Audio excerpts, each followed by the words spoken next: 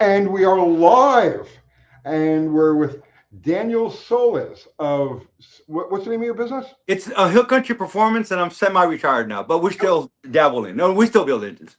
Yes, and Dan and I have something in common, and that we're both Smokey Yunick fans. This was like the second book. This isn't the exact copy. Kathy got me this about a year or two ago, but this was like the second book I ever bought. The first book I bought was the Direct Connection Engine Manual, or the racing manual. Yep, I have that one. Yeah, we refer to that as the Bible, which that's another controversy with the swap pistons. I don't know if you ever got into any of that. The backwards pistons, Oh reversing. yeah, yeah. No, yes, swapping piston from one side to the other. That's an old school trick. Yeah. Been there, done that. Still on a street stock car, there's no budget. These guys have $500 a budget to go race. That includes cam lifters, the fuel, and the tires. There's no money, All right. so you Wait. do every little trick you can do. Does it work? We use it. I think it's more in the unloading of the cylinder walls. Okay. So I haven't dynoed it, but it's been an old school trick. I do it in my street stock cars. If an engine comes in that you get from a junkyard because it's a low budget car and you Right. got to freshen it up, I most definitely will flip them. If you can flip it, yeah, it has four valve release. I'm flipping the piston. Sorry, guys. We are you get the puppies out of here. What's that? Where my mic? Okay. Um, every single engine I have ever built for myself from the time I'm 16 years old, and that's a lot of engines that had an offset piston, I've automatically put them in backwards. Yes. It's just the natural thing that I do. If it has four valve reliefs and it's a freshen up trying to a street car because I was a kid I've been doing this Yeah. I'm gonna do it when we're gonna do a brand new build. No, I'm not even gonna use that piston. We're gonna put a real piston in it. But if it's a Exactly. four valve relief piston, it's going backwards. Thank you. There you go. Professional engine builder, racer, with more experience than all of us combined, and he does it too. So this was like the second book I ever bought for myself, and I had no idea what was in it. I just knew Smokey Yunick. I had read. I had when I was about 14 years old. I'm going to say it was around 1976. Hot Rod Magazine did a story called Smokey's Bag of Tricks. Are you familiar with it? Not as bag of tricks. I've read all the others, Smokey. So in what magazine was that? This was in Hot Rod Magazine. Okay. And it was just a generic story about Smokey Yunick and some of the stuff he had done, his creative rules interpretation. Okay, like with when they limited it to the 22-gallon gas tank, he put the balloon in there and blew up the balloon, Yeah. and then they started measuring the outside of it. So he put 22 feet of fuel line through the car, and then Enlarge they started the inlet for the fuel. right. So I can honestly say now I'm 63 years old. Okay, I can honestly say that my life has been based around that story in that magazine. It had that kind of profound effect on me. Whereas, like, okay, if the rules don't say you can't do it, go ahead and do it. Which leads to the bigger philosophical thing where it's always better to ask forgiveness than permission. Yeah, and it to me, I find it a little offense, but I listen to and I understand people's sides. I understand everything, but is it cheating? Like I said, if the rules didn't say you couldn't do it, you weren't cheating. If the rules said don't do it and you did it, Right, cheating. right. And that's But what this is innovation. You said it the other night. If everything would just be gone and people would they would still be drag racing. Two people would still get together and race whatever they had, their horse, their foot. They'd be racing. yep. And if you took away all technology, then you start finding the real people. You'd find Exactly. one way to make more power. Exactly. It was like we were talking about drag racing, right?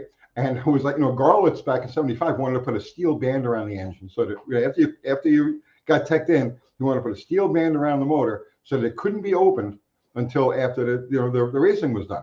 And to him, that was the equalizer. And to me, what I would do is limit everybody, regardless of class, funny car, top fuel, pro stock, right on the limit everybody to what you can bring in on an 18-foot open trailer. That's it. The car, the tools, the parts, everything.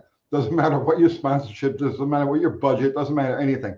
You have to race only with what you can bring in on an 18-foot open trailer.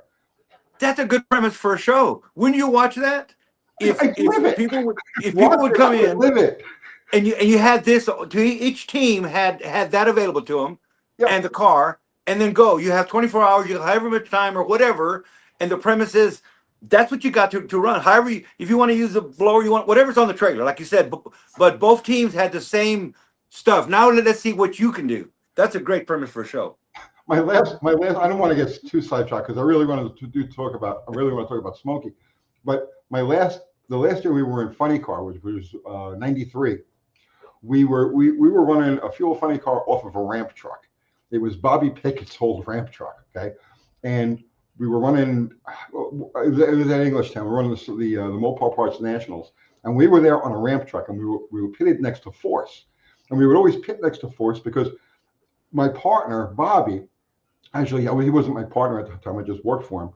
Was married to Austin Coyle's wife. Austin Coyle was married to his niece Lisa.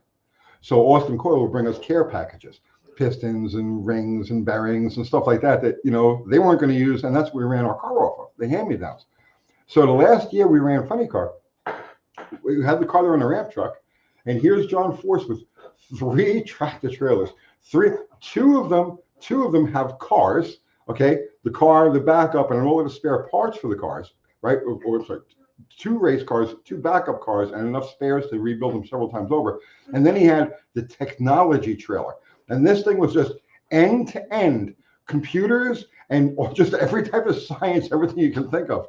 And here's these 2 greasy Italians with a freaking ramp truck and a funny car. And we're going to go try to run against that. It was just the most absurd thing. It turns out that particular race we qualified.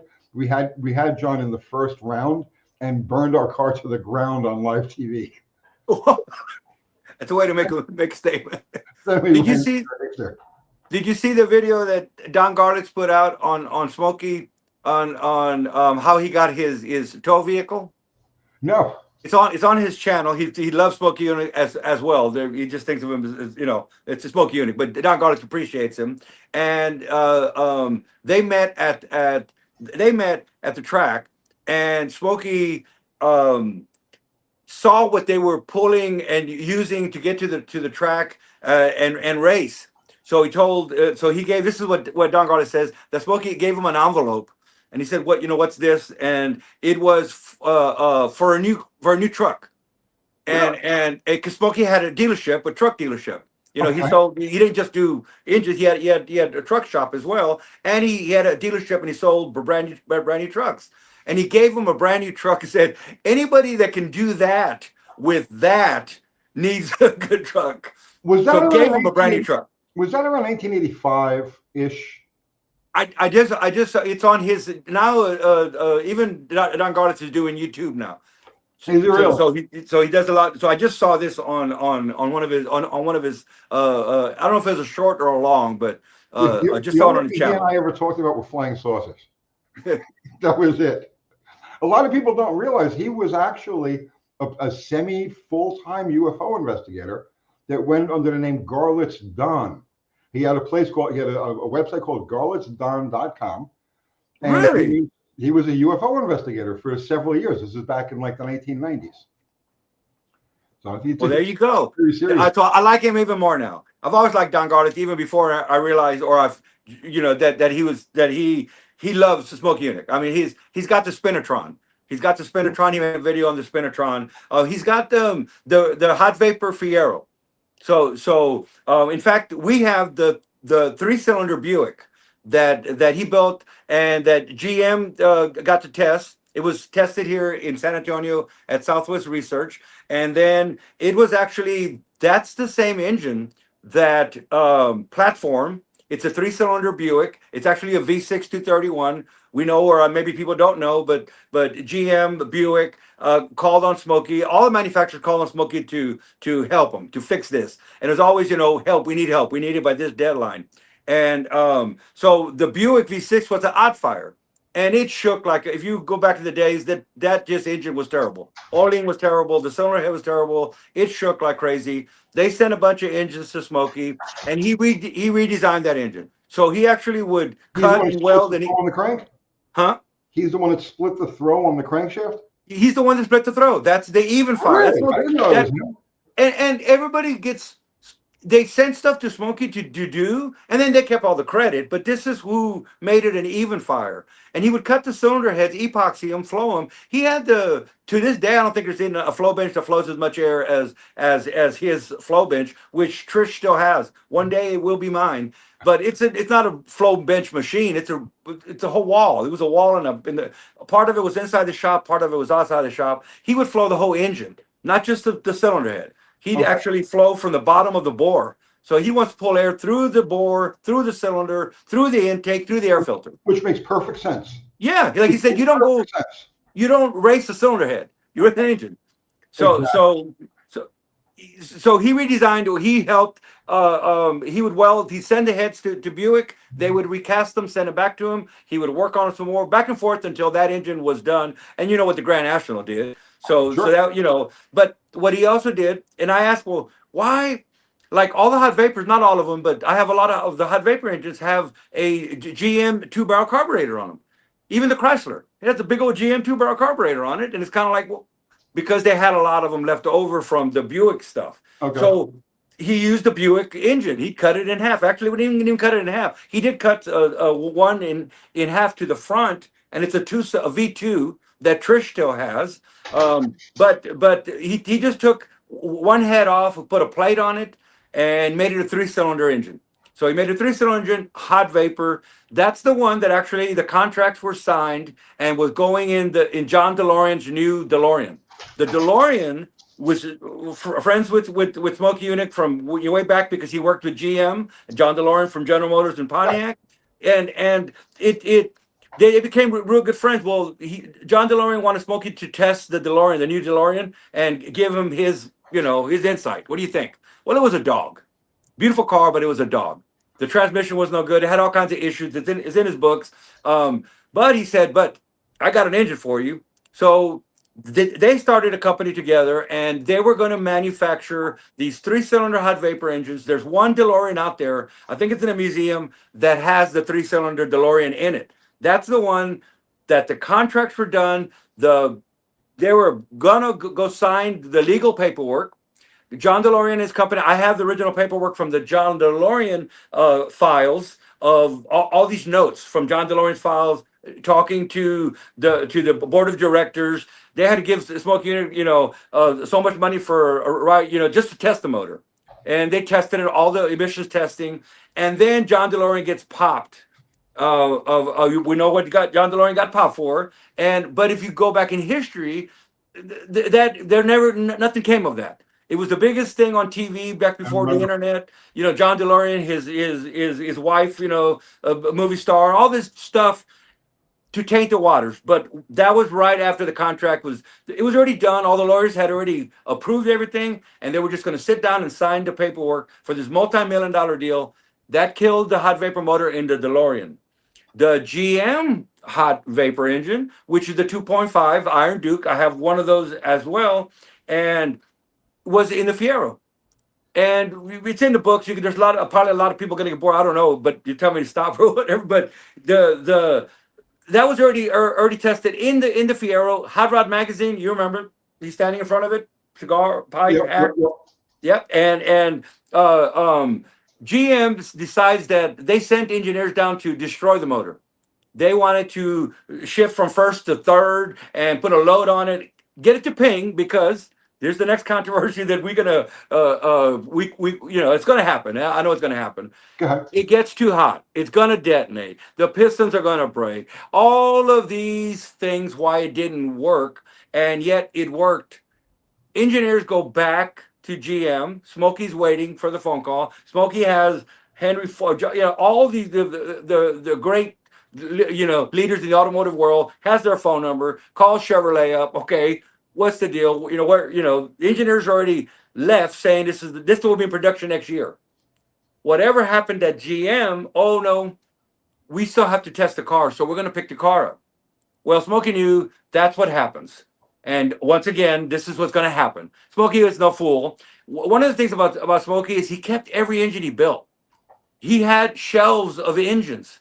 So if you paid Smokey to build an engine to go racing, that's fine. If he accepted the challenge, he built you an engine. You went racing. When it was over, the engine came out. You got the car. If depending on the deal, you didn't get the engine.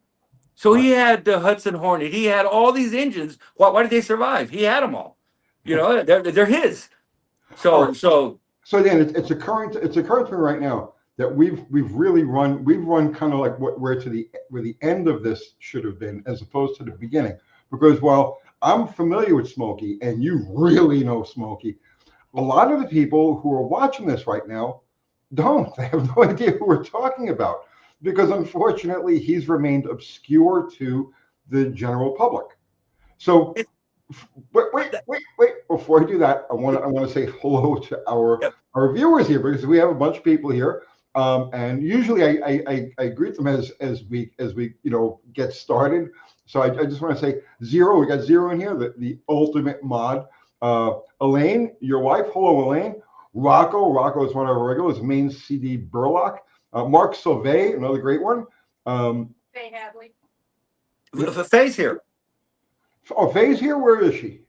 She was the second one in the room. How come she's not there?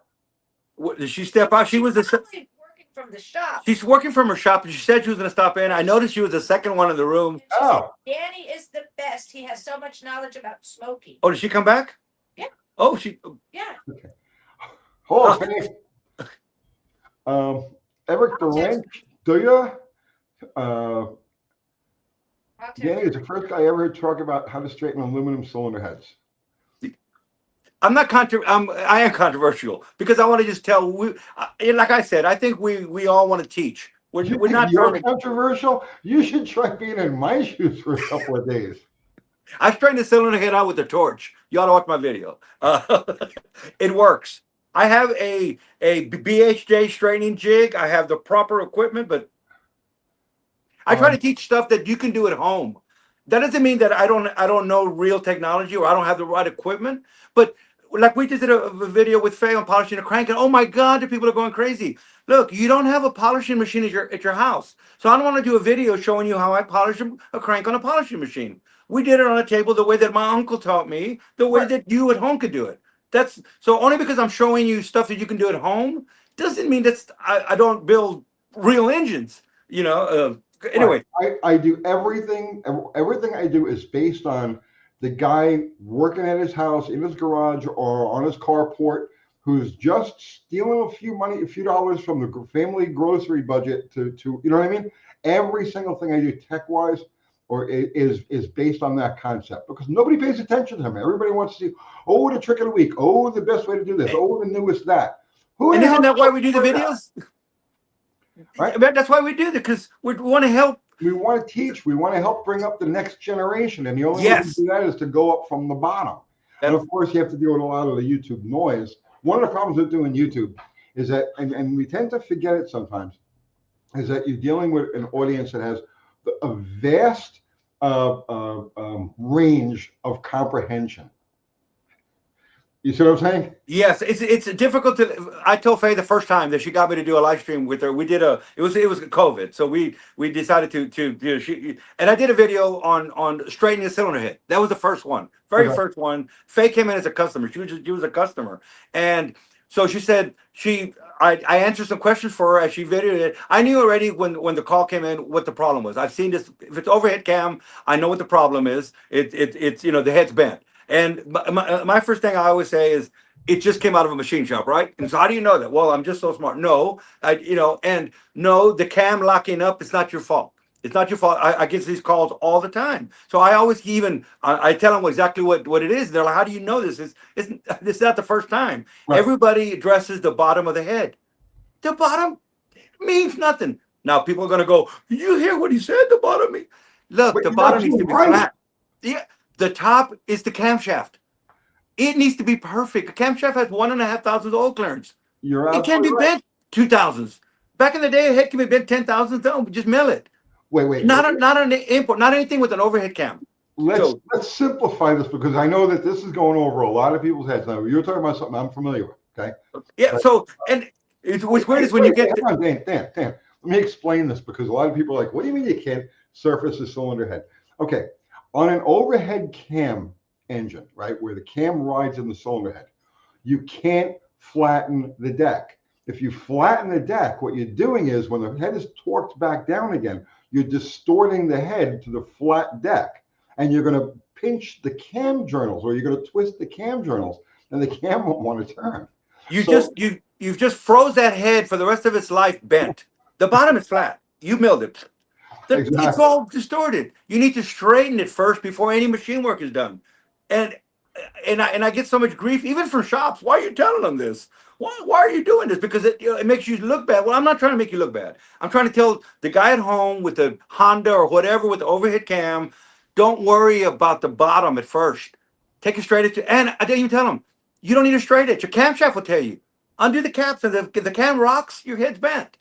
So that needs to be the cam needs to be spun perfectly at first.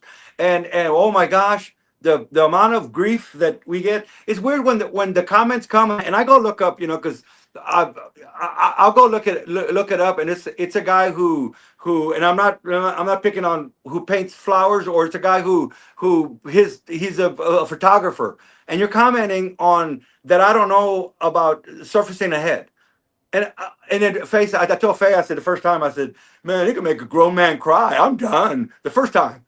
And she just said, let it go. Let it go. You're teaching, but you can't get your feelings aren't YouTube, TikTok is where all the social media is not good for if you're not comfortable with yourself. If you don't know what you know, and I don't need anybody to tap my back, awesome. But if you have any doubt in the world, you're going to be hung in your shop hanging because so YouTube advice, man, it's tough. It's a tough world. I was afraid you guys watching this, right?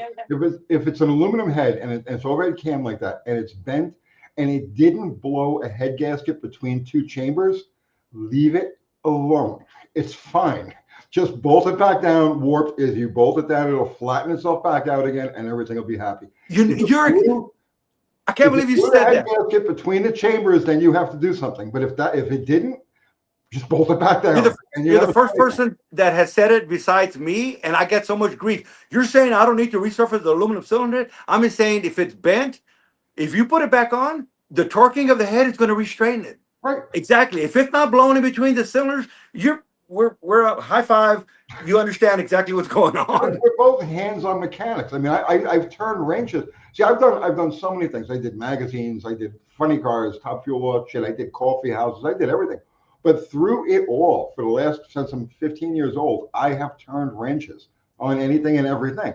So it's like, yeah, these are all situations that like a YouTuber, automotive journalist really shouldn't be familiar with. But no, I've actually had my hands in the trenches, so I know of what we talk about. I didn't go to school and get a degree to tell me this isn't going to work. I know it works because I grew up as 7 years old in a machine shop. I've seen it. I'm not saying I've seen it all, but every scenario, it's not the first time I've seen it. So it's not like I said, I didn't. Smokey used to say that college was one of the worst things for a thinker. You go to college for them to tell you what stop thinking.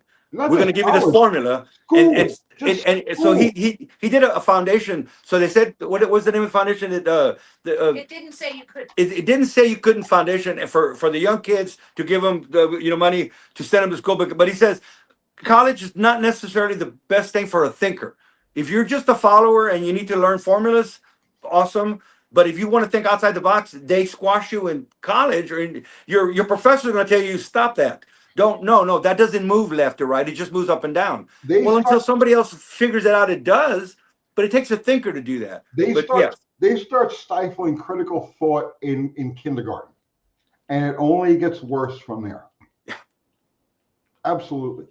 But so wait, see now we keep going off in a different place. Yes. I don't. All right. I want to go back. Like I said, a lot of people are not familiar with Smokey and his legacy and all of that. So I'm going to shut up for like a couple of minutes here, and I want you to just give a quick biography, just where you come from, Sure. Okay. Sure. Without getting look, I'm gonna push. Trish has these books, and you can spend a lot more money than just going to SmokeyYunick.com. I'm not pushing the books because I just think for $35, she don't make any money selling these books, but that gives you the whole story of everything. But he's more. If it was a movie, this would be 3 different movies. It'd be a mini series. So first of all, he's a war hero. He don't call himself that. But if you read his books and you get to he was a teenager and he's flying a B-25 bomber. I mean, he taught himself everything, but he actually went into the Air Corps. So he flew. He was a pilot, and the stories from the book club is just amazing. These stories. When he started out, Smokey was a black and white person. Truth, false, yes, no, all the in between. It was noise to him. It really he didn't have patience, and he till the end never had patience for a liar. He'd rather you look him right in the face and tell him you're a whatever, and he'd appreciate you for telling me what you think of me, than telling me I am Bill France. And we're going to get into why he wasn't in NASCAR, because he called you out. He called everybody out. He didn't Garland was the same way. kiss your butt just to make you feel good. So okay, he's a war hero. We go just into that's a whole part of it. When he was out and he was leaving the Air Corps, he was flying over Daytona Beach. He sees some property at the beach, says, "That's my home." He never liked cold. He never liked the cold, so his home was now Daytona Beach, Florida. He opens up the best damn garage in town. Who can name their shop that? That's pretty ballsy. I mean, I don't know if you beep. I don't know what we do on that part. Oh, yeah. And then he starts as a garage, working on trucks, cars, whatever. But what was okay? So what started happening is racing in Daytona. They'd race the beach. So he got into racing, and people started bringing him stuff to build. And there starts the Hudson Hornet. And, look at the Cars, the movie. I mean, they know who Smokey Yunick was. I appreciate this platform, this time to talk to you, and that you love Smokey, because that's what my passion is, to get people to understand who was this guy. If more people they'd go, I watched that movie. Oh, it's a great movie if somebody were to do it. But it would be part X-rated, part he loved women. He loved women. That's not a he even says it in his book. He didn't glorify his love of women. He even writes in the back of his book when it ends. If you read, you can't take one chapter out of his book or you'll be lost. Okay. He writes in. I don't want to say. I don't want to offend anybody. He writes it like the Bible. It's in parables and it's in stories and it has a message. So every part has a message, and then he goes back and forth. So in his book, it's not an easy read. If you get offended, if politically correct offends you, leave the book alone. If the truth offends you, leave the book alone. If you're offended easily, leave the book alone. He even says at the beginning, grandfathers, read this to your grandchildren, and you could edit it. So he wrote it true. He wrote it true. So meaning, and I might get into the end by his book. Let's go. So then he did the beach racing. So he had a 1955 Chevy truck, and he duct taped everything to run on the beach, and he ran faster than anybody's ever run. So aerodynamics. He taught himself these things. He dropped out in 9th grade. That wasn't mean he wasn't intelligent. His dad died, and he had to work the farm. He built a tractor when he was in a 9th grade. So he was very, very smart. He picked up every book. If you see pictures of him at the racetrack, all kinds of pictures, you know how he relaxes? With a newspaper, sitting back reading. He was reading news. He was just, intelligent. Oh, very intelligent and very in tune with everything that's going on. So he taught himself, like I said, he flew. He's a pilot. He landed the plane with more holes in it than anybody's ever been able to land a plane. And his war part could be a movie. Here's just a little example of Smokey Yunick. So he learned after a little while that there was other things going on. So he was flying, and all of a sudden he was flying the mail. So they would load mail on the plane, and he would fly it to the servicemen, and they would unload. They mail them back. Well, all the mail is tied up so that no one could get to the mail. He saw and noticed that they were cutting the bottom of these canvas bags with mail, and they'd resew the bag up at the bottom. Then he found out that they were dumping the servicemen's mail, and they were shipping stuff overseas to sell and trade and they were sending stuff back. They loved Nazi memorabilia, German memorabilia, and all kinds of stuff. So the soldiers were stuffing it full and sending stuff back. They were taking parachutes that were silk, and they were sending them there to trade. So these officers had this deal thing going on, and when then he starts to find out that, you know what, it's more of a little bit of a gray area there. Smokey did get a little bit involved in that uh, um, transporting stuff back and forth. He had a coffee can he would stuff money into. That when he left the service, probably how he started his shop. So he had money stuffed in a coffee can. What got him to stop is he actually built his own plane. He built his own plane out of blown up pieces of planes that were at the airport. So they fly in, they fly out. He lost so many friends, servicemen. He never flew in the front of the pack what everybody wanted, because that was the one that normally survived. When they're shooting at you, they're hitting the back planes. They're trying to hit the front ones. They're hitting the back ones. Nobody wanted the back plane. He picked the last plane. He wanted the back plane because he wanted to see what was happening.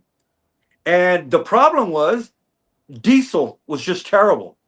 And that's why he didn't like diesel to the day he died. I say to this day because he's still alive in my head. But it was the worst place to be. Everybody's shooting, bam, bam, bam, bam. All the shells are flying back. The guy in the back of the plane, he's getting all the shells from all your buddies. In one time, a plane in front of him gets shot. It's his buddy. He knows they're all buddies, and his arm gets stuck on Smokey's window of the plane, and he's throwing up. You got arms there, blood going on in there. You know who it is. It's your bud. You're throwing up, and you have to make it back. You have to make it back. You're doing these missions. A war hero. He was taking metal from blown up tanks and plates, and he called them nutbusters. He was putting them underneath his seat because Smokey. I don't know if we can talk about it in this thing. He loved women, so he was protecting his junk.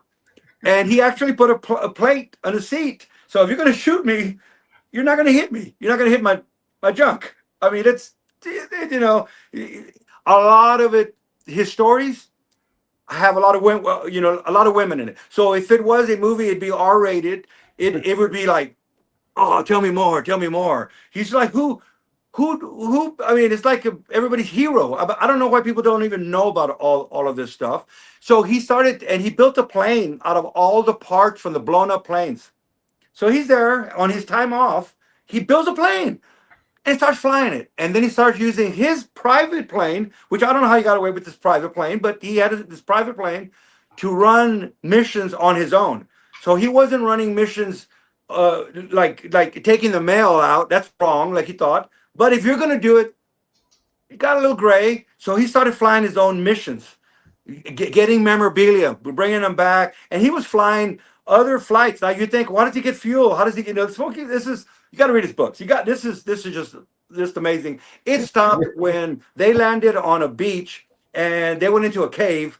And I think it was the Japanese, or Yes, there was a yes, Japanese. Japanese. And what they would do is they would booby trap themselves if they were done. They're going to go into a cave to fight everybody off, and then they were going to booby trap themselves. They land on the beach. Him and his buddy get out. They go into this cave to go get memorabilia, and his buddy rolls a German over, a Japanese soldier over, and boom. Just splatters his whole body over the wall.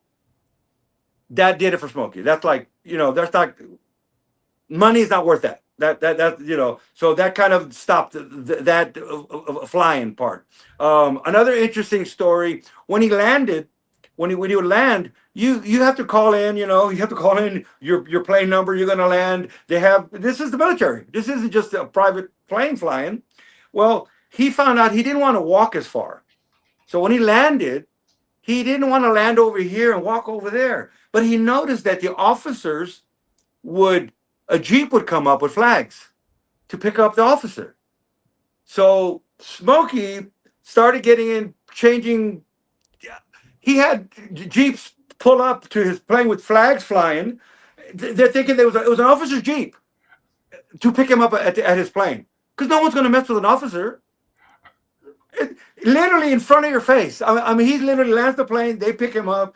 He goes, now here's another thing. Everybody's dying. This is terrible stuff. So when you go to the Cadence Club on base, you just landed. The flights were 24 hours or longer. It was a long flights of flying. You're there. You know, your friends are dying. Like I said, he flew back a plane, landed it, had more holes in it than it shouldn't have even flown. But he knew aviation, he knew air, he knew how to get the plane. They ran out of gas one time, fuel was ending. He was cutting engines, and he's getting different, clouds to climb. And this is a war hero. It could be like watch the movie. I mean, in your head, in my head, I'm watching the movie already. So it's the landing when he gets to the club. Yes, they drank a lot, and yes, they had a lot of women. What were you going to do? You almost died. In 12 hours, it starts all over again. So you can understand what a kid is going through. You get there and you drink like crazy and you have women and you just because in the morning it starts all over again. It's what does it do to your brain? This is a kid, 19 years old. So now we're past, and we can go on with just the war stuff. And I mean that could be a movie right there. Just landing there, he's now doing racing on the beach. Now stock cars starts up. So stock cars were stock cars. Now what year? And so he's now working on because like he said back then, Hudson Hornet they wanted him to work on the Hudson Hornet. So he goes to the plant. He goes to the factory, and he wants to see their dynos, and he wants to see their dyno sheets, and he wants to see all this stuff. And they're like, "What's that? What's a dyno?" Keep going. Keep going. So yeah, keep going. Okay. So he was just amazed that these companies that built cars didn't have technology. They weren't dynoing stuff. They weren't testing stuff. They're building kind of like, well, somebody else did it, so we copied it. And he was just so how hard was it to win? Like we said earlier, no one is even using dynos. They're not testing anything. Well, what year is this, Dan?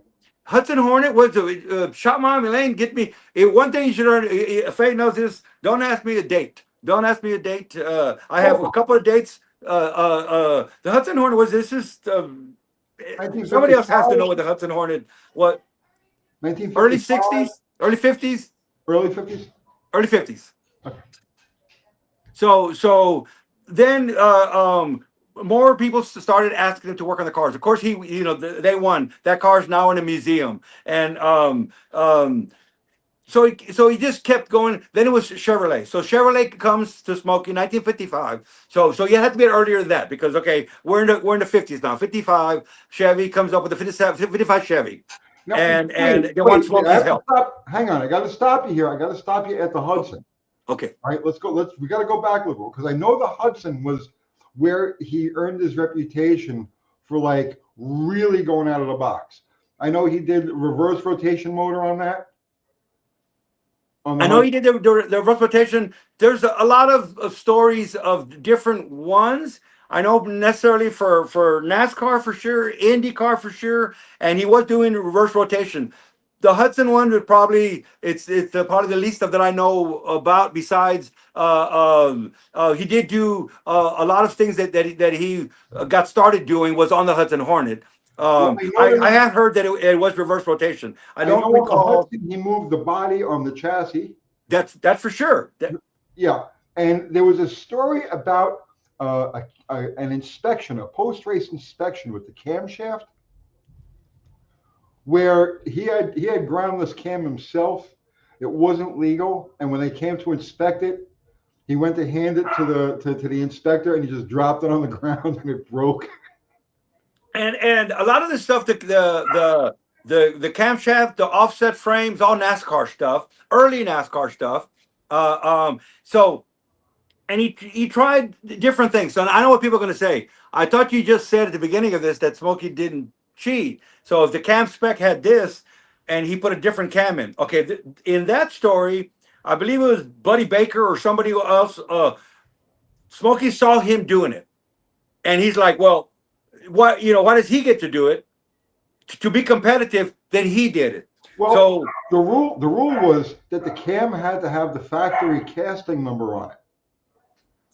Yes. he reground the cam. So the So it cam, had the factory cast. It was a right, reground. Yes. right. It didn't say that the rule didn't say that you couldn't modify the cam. It said that you had to have the stock cam and had to have the right number. So he had the right number. It was original cam, but he regrounded himself. I think he grounded advanced or retarded or something. And then he most definitely dropped it, and all the lobes just separated, and yes, yes. A little bit further that he put a curtain in the back, so they would tear the engine down in front. The inspectors, if you were in the top three, you get into the pits. They put you in there. You're gonna tear down your engine in front of the inspector. So what he did is he pulled the rear cam plug in the back of the block, and he put a curtain right there at the back where the end of the area is that you work. And at one point, he would actually just push the cam back as he's tearing it apart. Somebody would grab the cam out the back, slide in the other cam. They got a wind of this kind of stuff, so now there's no more of that. No more engine stand up against the wall or the curtain. We're going to be now in front. We're going to watch you. We're going to watch you. So he put the actual cam that was supposed to be in the engine in a drum, a 55-gallon drum that was cut with diesel and gas in it that they would use to wash their hands with, Right. and that was on the bottom of the engine. So he pulls the cam out in the oil or the diesel with gas, because back then, they didn't care about blowing up. He put the cam in to wash it. Oh, it's oily. Let me wash it for you. And he pulled out the cam that was the real one. And here, and then they mic'd it, and you're good to go. So he did a lot of things. And that the cam swap in the tub is most definitely in his book. That's from his writings. The cam swap out the back of the block, the same. One of the times that he was going to they were getting real close to finding something with the cams. He took M80s, fireworks, and started lighting them with a cigar, and started tossing them. And everybody would use gas to clean stuff. So the fumes in the pits were just gas everywhere. They would use drums. So there's fumes everywhere. And his thing had gas in it. Well, he just started lighting his M80s and started throwing them. And everybody ran out because, they're going to blow up. So that was Smokey, another one of his, don't look here, look there kind of things. He was, but like he says, he wasn't the first one to swap a cam out. He saw it happen, and he just thought, well, that ain't fair. I'm not going to call him out on it. I'm just going to do it myself too. So that's the cam swap part. Was Smokey the one who he got into an argument with somebody in front of the tech inspector, and he was like, he's cheating. And how do you know he's cheating? Because I'm cheating, and he beat me. And he beat me. Yeah. He was very. He ruffled feathers, and that's why there's a lot of people that he pissed off, I guess I should say. In his book, he has a memory like nobody else. Like I said, he taught himself quantum physics. He taught himself chemistry. He taught himself aviation, the way air does, the way air rides over a wing. The reason his cars got so fast, because he didn't just build an engine. He built a car. The engine is a part of it. Right. But if you notice that his Chevelle that didn't get to race, if you notice yes, all I was his going cars. to ask you about the show. Now, what exactly is the story on the Chevelle? Because that's the one that everybody knows. Okay. They call it whatever the 7/8 car, whatever the it actually is a Chevelle. It's a correct Chevelle. Hang on, wait, I got a doggy show down here. Hang on a second. Okay. Winnie? All right. Winnie, you go out. Sorry, guys, this happens. The girls get a little. I'll read comments. Okay. So they're asking about the names of the books. Oh, okay. So everybody's asking about the name of the book. I'll take a chance. Sorry about that. Everybody's asking about the name of the book. So it's Best Damn Garage in Town. I already put that in the thing, but the And books. and if this is what Smokey worked on at the end. Took his own money and published these 3 books. I call it The World According to Smokey Yunick. Wow. And it'll be his early parts, the middle, the end. I love his inventions. That's what we're right about in book club. That's where the hot vapor is just about to start. if you want to know about the hot vapor, like what Smokey would do. So this is a numbered copy, but you're going to spend thousands to try to find one of these. And then they made I have another set that's a soft one. This is actually the hard. This is actually a book set, real nice book set. Then he made us the soft copy books that you could buy a lot cheaper. They're going on eBay for thousands of dollars. There's no. So Trish decided, you know what? I'm going to put all three books in one. Something smaller you can carry with you. I took it on vacation. I don't think I spent much time at the pool. I was on my loft just reading like crazy. And every time I read it, you learn something else. All three books are in here, and there's not as many of the pictures. Smokey was also a photographer, so you think, how does all this historic stuff? He took pictures of everything. So he was a photographer, and that's the beauty of it, is that we have pictures to back up his stories from his pilot days, his plane. I mean, he took pictures everywhere. He was a photographer, amongst other things. So that's book's like $35. I mean, so who couldn't afford that book? All right, now and I'm going to pick it up myself. So, all right, so there were a couple of different famous cars or famous things. There was the Fireball Roberts with the what did he do with the Fireball Roberts one? That was the Pontiac. the supercharger, and where he put fins on the torque converter. Well, not the torque converter, on the flywheel. On the flywheel, he noticed that he noticed everything. But he noticed that the inspection little cover, the old cars, they had a little cover. A lot of them, you time from the back of the motor. Well, he noticed air coming out of the bell housing. Wow, I'm already turning the crank. The energy's already been spent. Whoa, what can I do with this extra air coming out of the bell housing? So he took the air cleaner and he, off the back of it, made a hose going down to the bell housing. So he got some supercharging effect out of air. If I remember right, he mixed up like what we would now have, like the foam can spray, that expandable foam. Right. But back then he mixed up this foam, poured it in there, let it foam up, started the engine up, and then that way it made a tighter clearance between the flywheel, the pressure plate. I'm sure he probably put fins on it, but so it was something that he saw free. Pure brilliance. Yes, he just was always using the energy you're already using. It's not like, oh my, come up with some. That's energy you're already using. If I use that, I didn't have to go make more power. I'm already making that power. Right. So he's using energy to put back to work. Efficiency. He was about efficiency. Yes, in every way, shape, or form. Like you said about aerodynamics, the Chevelle that we were talking about. Chevelle. So tell the whole story about that Chevelle. So GM gets him a new Chevelle, and that's after GM gave him the 55 Chevy 60. All of that happened with 1967, correct? Huh? 1967. Yes. So he has his new Chevelle. No one has one yet, even seen one yet. He's got one. So he starts to modify it. By this time, Smokey was already, well, before this, back in the 50s, he's already got into aerodynamics. Because he knew, like, he's a pilot, a plane, cutting through air. I don't need to make more horsepower. If I can just cut through the air, I'll go faster. Boom. Perfect. Lighting the car. The way that the weight transfers in the car. So he took this car and he did do some way modifications. That one and the Camaro that Edelbrock's daughter, which is now selling, the 68 Camaro. If you were to look at the Chevelle and you were to put it up next to another Chevelle, line by line, it's really pretty much still the Chevelle. But he did scallop the fenders slightly, took a little wedge out of it and peaked a little bit there. All the trim, well, he knew that was cutting aerodynamics. So he took the time to cut all that off, re-weld it a little bit further in, snapped all the trim back in, and it was flush with the windshield. The floor, he knew air under the car was just bad. Right. So he first started to put in a bottom pan.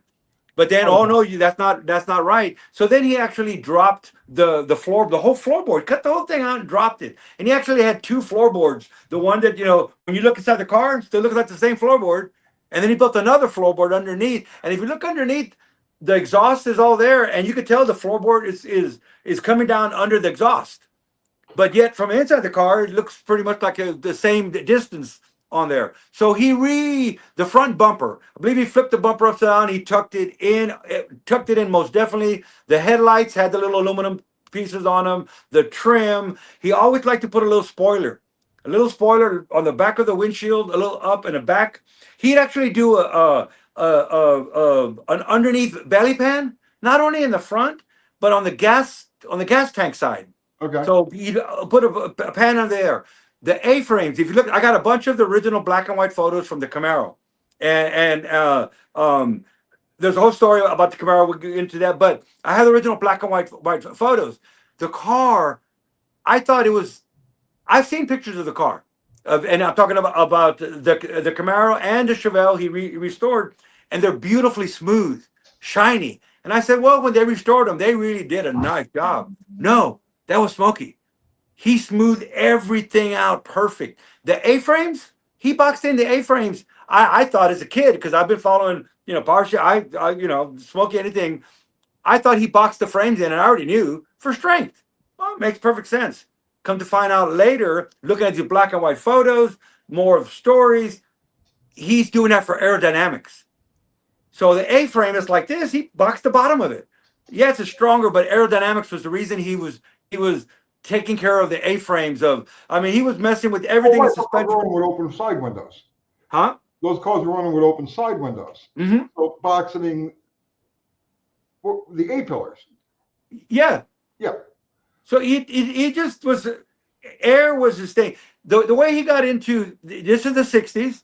There wasn't a wind tunnel. And Smokey did go to GM Ford. Like I said, Henry Ford called him up in 1958 to come over to Ford. People don't know this. People go, oh, Chevy, blah, blah, blah, blah, blah. Well, did you know that you should be giving credit to Smokey Yunick for your Fords?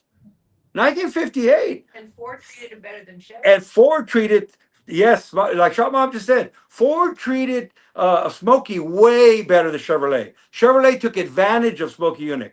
And then all of a sudden, Ford comes a knocking in 1958 and said, and like Smokey says, I'm not one to get excited about people. When Henry Ford calls you to his office, he said, okay, I got a little nervous. He goes, that's, Henry Ford's calling me to his office. So in 58, Henry Ford says, we'll give you tow vehicles, cars, all this new stuff. Chevrolet, Smokey was still pulling stuff with cars. They didn't even use trucks back then. And the reason that they didn't use trucks back then for your tow vehicles, how many people can you sleep in a truck?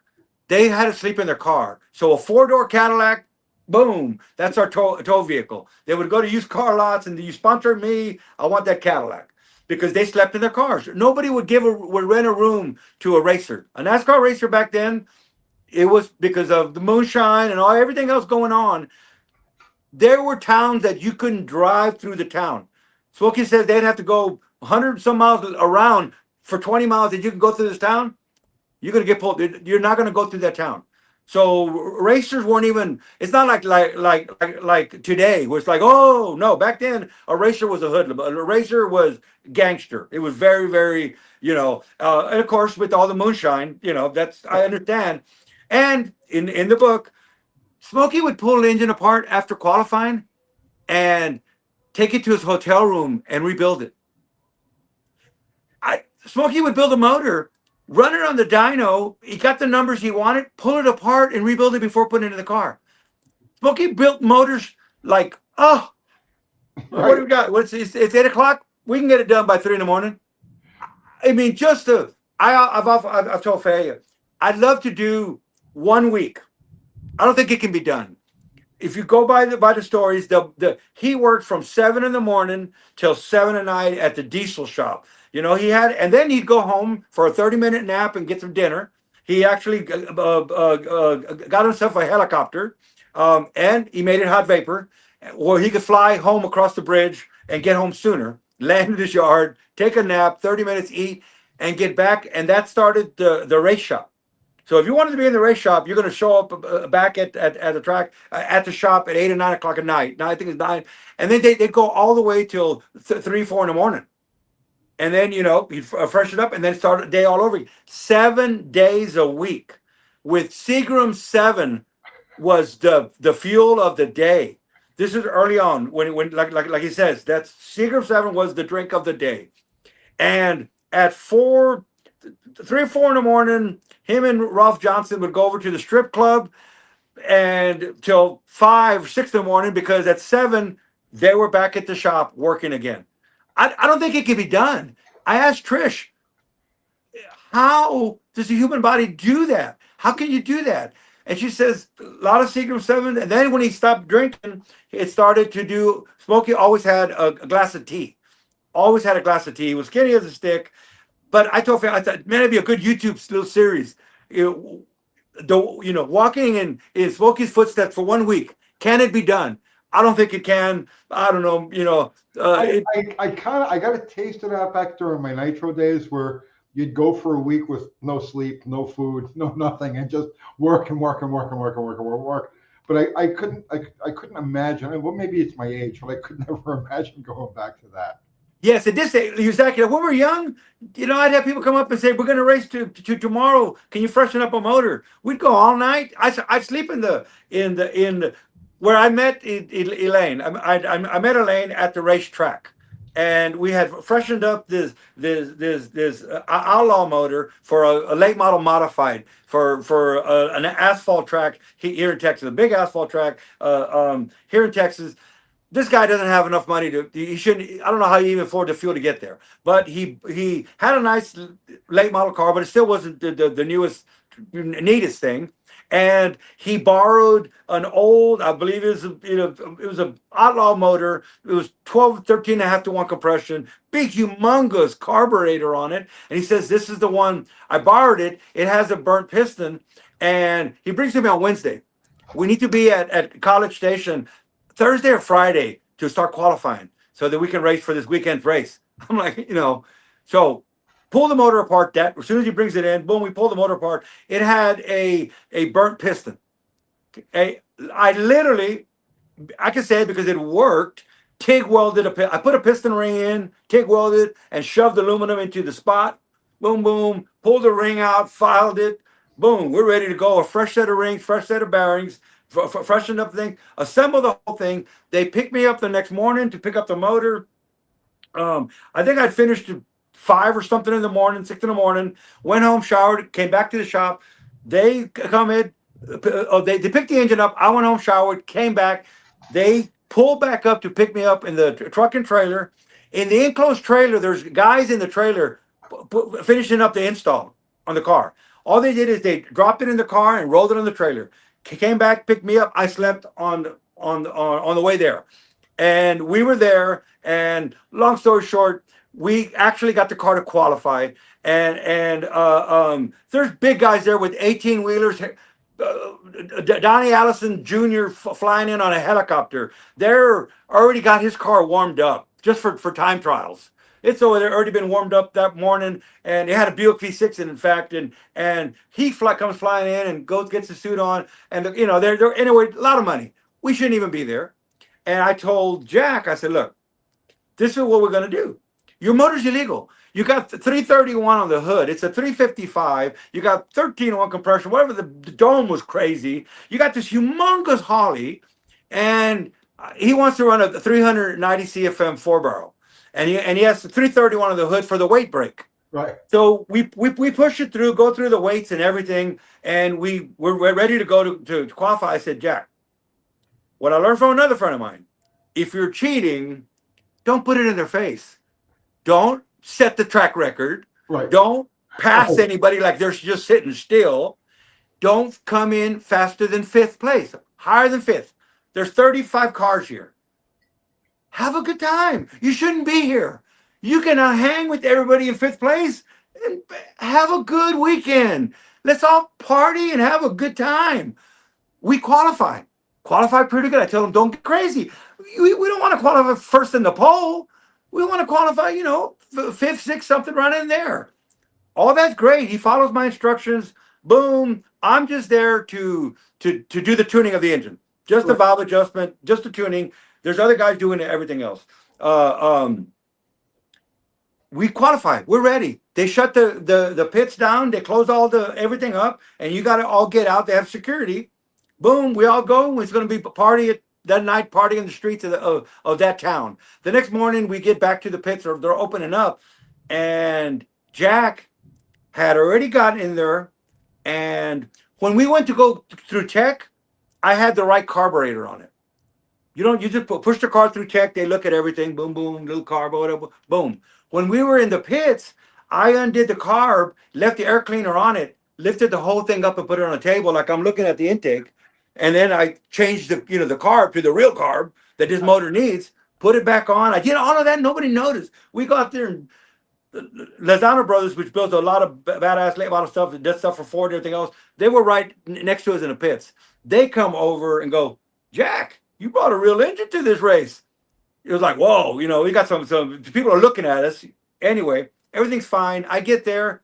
I notice you put the Bing 850 carb, whatever, big old thing back on it. No. I had that off to qualify. I'm going to leave the air cleaner on. He put the 390 back on it. I go, what are you doing? Oh, I got a chance. Man, you see me out there? I think I got a chance at this one. So I wanted the right carburetor on there. So we go through tech, we're okay.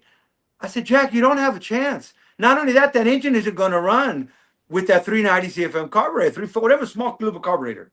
So I get so perturbed because I'm like, you're in La La Land. We're not even in the same realm. You're somewhere else. I'm done. I go through the tunnel underneath. Before the race starts, I go up in the pits and I sit by myself. And I'm just like, we're done. And lo and behold, here comes this cute little woman with a Mickey Mouse shirt on. And that was Elaine. And she came and sat next to me. And that's what started this whole thing. So we met at the racetrack, which is kind of cool. If you're going to get, for the young people in town, I don't know if anybody's in the chat, find yourself equally yoked. If you like racing, find a gal at the racetrack. Or if you're a gal, find a guy at the racetrack. If you like whatever you're into, don't be unequally yoked. Not that you can't make it happen, but you're just making it difficult. But it doesn't mean it doesn't happen. I just suggest that find your spouse or whoever you want to hang with doing what you do. You do.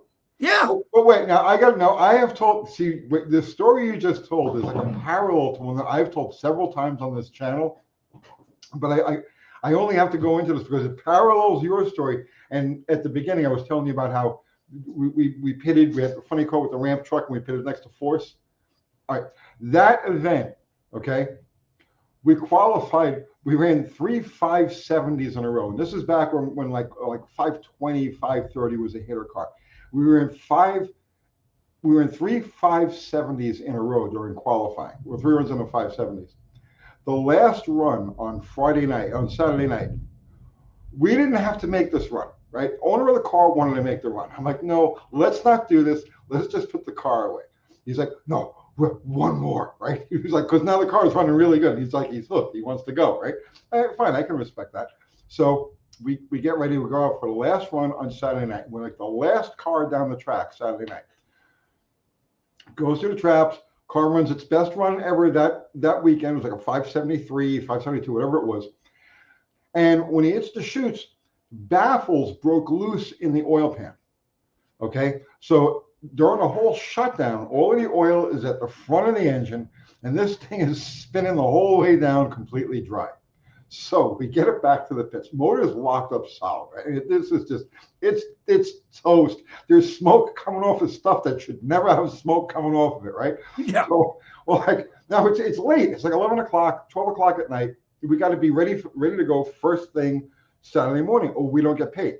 The way drag racing works is if you qualify, you don't get you get paid first round loser money. So in other words, you actually have to show up, be on the starting line, and take a green light to get paid for the event. So this was $6,500 first round loser money, and we were flat broke. So like, there's no question we need this money, right? So overnight, we tear this thing down. This is the only block we got. It's this ancient KB, right? The main saddles are completely they're missing. They're missing. The crank is bent. The saddles are just gone. And I was like, what are we going to do with this? So we had another crank, a bad one, in the back of the ramp truck in the compartment. So we dragged that out. Now, what do we do about this block? Because all we have to do now is we have to just stage, okay, take the green light, and we get our $6,500. And who do we have first round? We have John Force. Oh. All right. Yeah.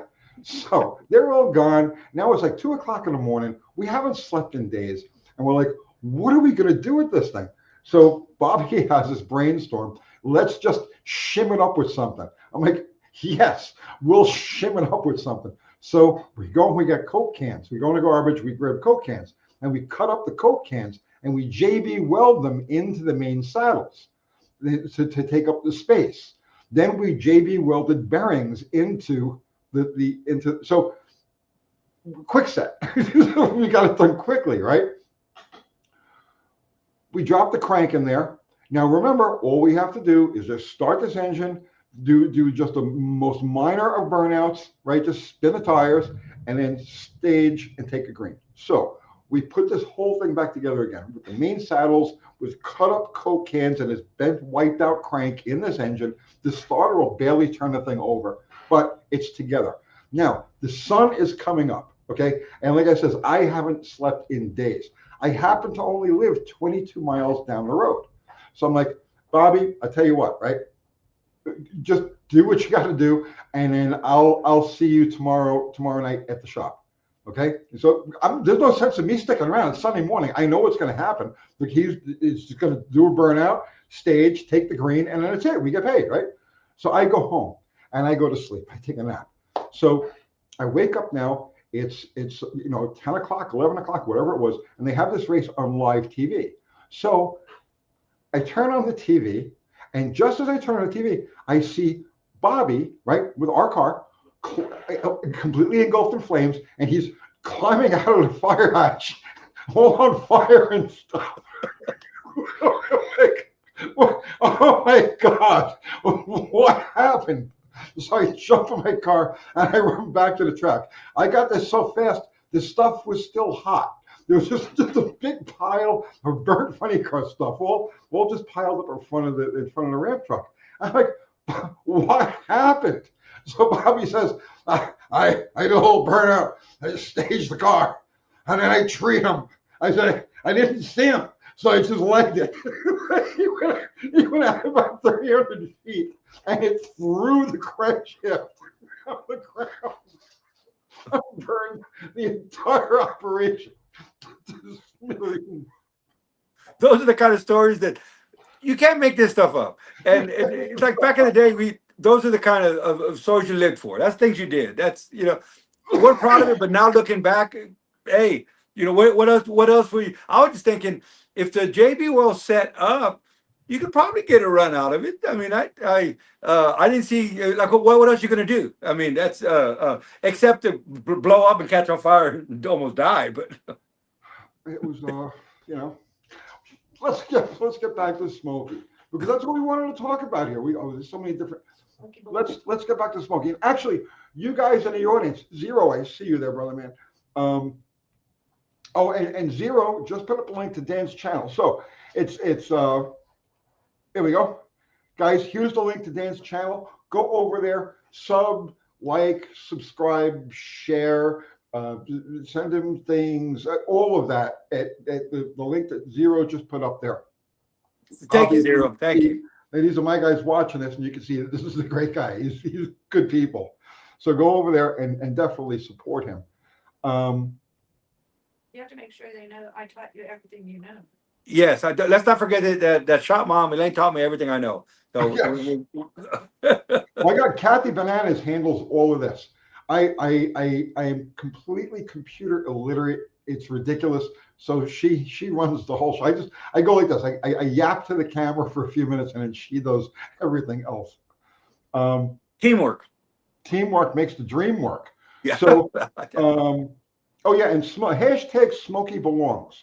That's the okay. So in fact, I'll anybody goes over to my channel, I'll send you a whole bunch. I'll get Trish to send you a bunch if you want them. So Trish started this. It has to do with NASCAR not embracing Smokey Yunick. How can NASCAR would not even be here without Smokey Yunick? I mean, that's how he took he took NASCAR from the beach to the asphalt. And Bill France asked him for help many times. That's how he got Chevrolet involved in NASCAR. For NASCAR to work, the manufacturers would have had to get involved. So he knew that Smokey had it in with the manufacturers. So he used Smokey to get Chevrolet in 55 to get him to start, to start embracing, racing. And then in 58, Ford comes in, dumps a bunch of money. So he knew, and Smokey knew. Smokey told, for this to work, we're going to need to get the manufacturers involved. That's where the money's at. So it's all about money. So there's Smokey Belongs is what Trish started, because it's just not fair that a man who did so much for racing, so much for NASCAR, is not in the NASCAR Hall of Fame, but yet his drivers are in the NASCAR Hall of Fame. So engines and cars and that he built are in the NASCAR Hall of Fame, but him himself is not. Now, if you want to know why, I'll explain why. Yeah, go ahead. Quick. So he already knew that Bill France, look, you don't really care about the drivers. You're taking all this money and you're not giving them much for the purse, for the money, to bring the drivers in. So early on, he knew that it was like a circus. So the guy in charge of the circus collected all the money, and before the race was over, and this was early on in before NASCAR even got started, there was racing going on. At the end of the race, the guy knew he won. He's going to go collect his money. The promoter was gone. He left as soon as the gate stopped. He loaded up, and the races were going on. And so a lot of racers were getting taken advantage of. So doing a sanctioned race that you could guarantee an amount would be cool. So NASCAR, Smokey was all on board. He just didn't. He wanted you to give back to the racers. You're here because of the racers. The people come in to watch because of the racers. Everything of the racers. And Bill France just was more into money and not putting back to giving to the racers. So the crash wall, which Smokey invented a crash wall, because he knew this was the thing that got Smokey. Fireball Roberts, driving Smokey's car, gets hit in the back, and the car catches on fire. One of the things is that Smokey had already said, I'm done with NASCAR. I'm done with NASCAR. So he went into Indy. So he started going into Indy, started doing Indy stuff. Took a small block Chevy to Indy and won in 1960. So who takes a push rod motor to Indy? But anyway, so he was already, I'm done with NASCAR. But Pontiac wants him to do another, one more. Just one more. So Fireball was already retiring. He's done. Smokey always would go, okay. If he said okay, Smokey picked the driver. I don't care if you got your own driver. Okay, I'm done. And then you got your own car too. Then you got your own. Smokey was very, very much in charge. So it's like, no. And Smokey, sometimes Smokey would pick, on one of the races, he picked one of the guys that was just hanging around, didn't have no money, didn't have nothing. And the manufacturers came in and said, we got to have a race. You got a race. Smokey had a race, said no. And he just said, here's a driver right here. Because he knew the guy needed money. Because if you want me to build a motor, this guy can be the driver. So he was very, very, very much into, anyway, so he convinces Fireball to come back into racing out of retirement, right? About to retire, get back into racing. But he was already building an Indy car. So he couldn't be there for that race. So he goes to Indianapolis because they got to get there the whole week, the whole month to start, qualifying for the World 600, was it? The one that Fireball was in, I believe, so that he didn't die at the race, that he got hit in the back and the car caught on fire. Yeah. So he gets hit the gas tank. Okay, it's another thing. Smokey wanted the crash wall. No, Bill France. No. Smokey said, you just want to see people die. You don't care about the driver. Smokey wanted a fuel cell.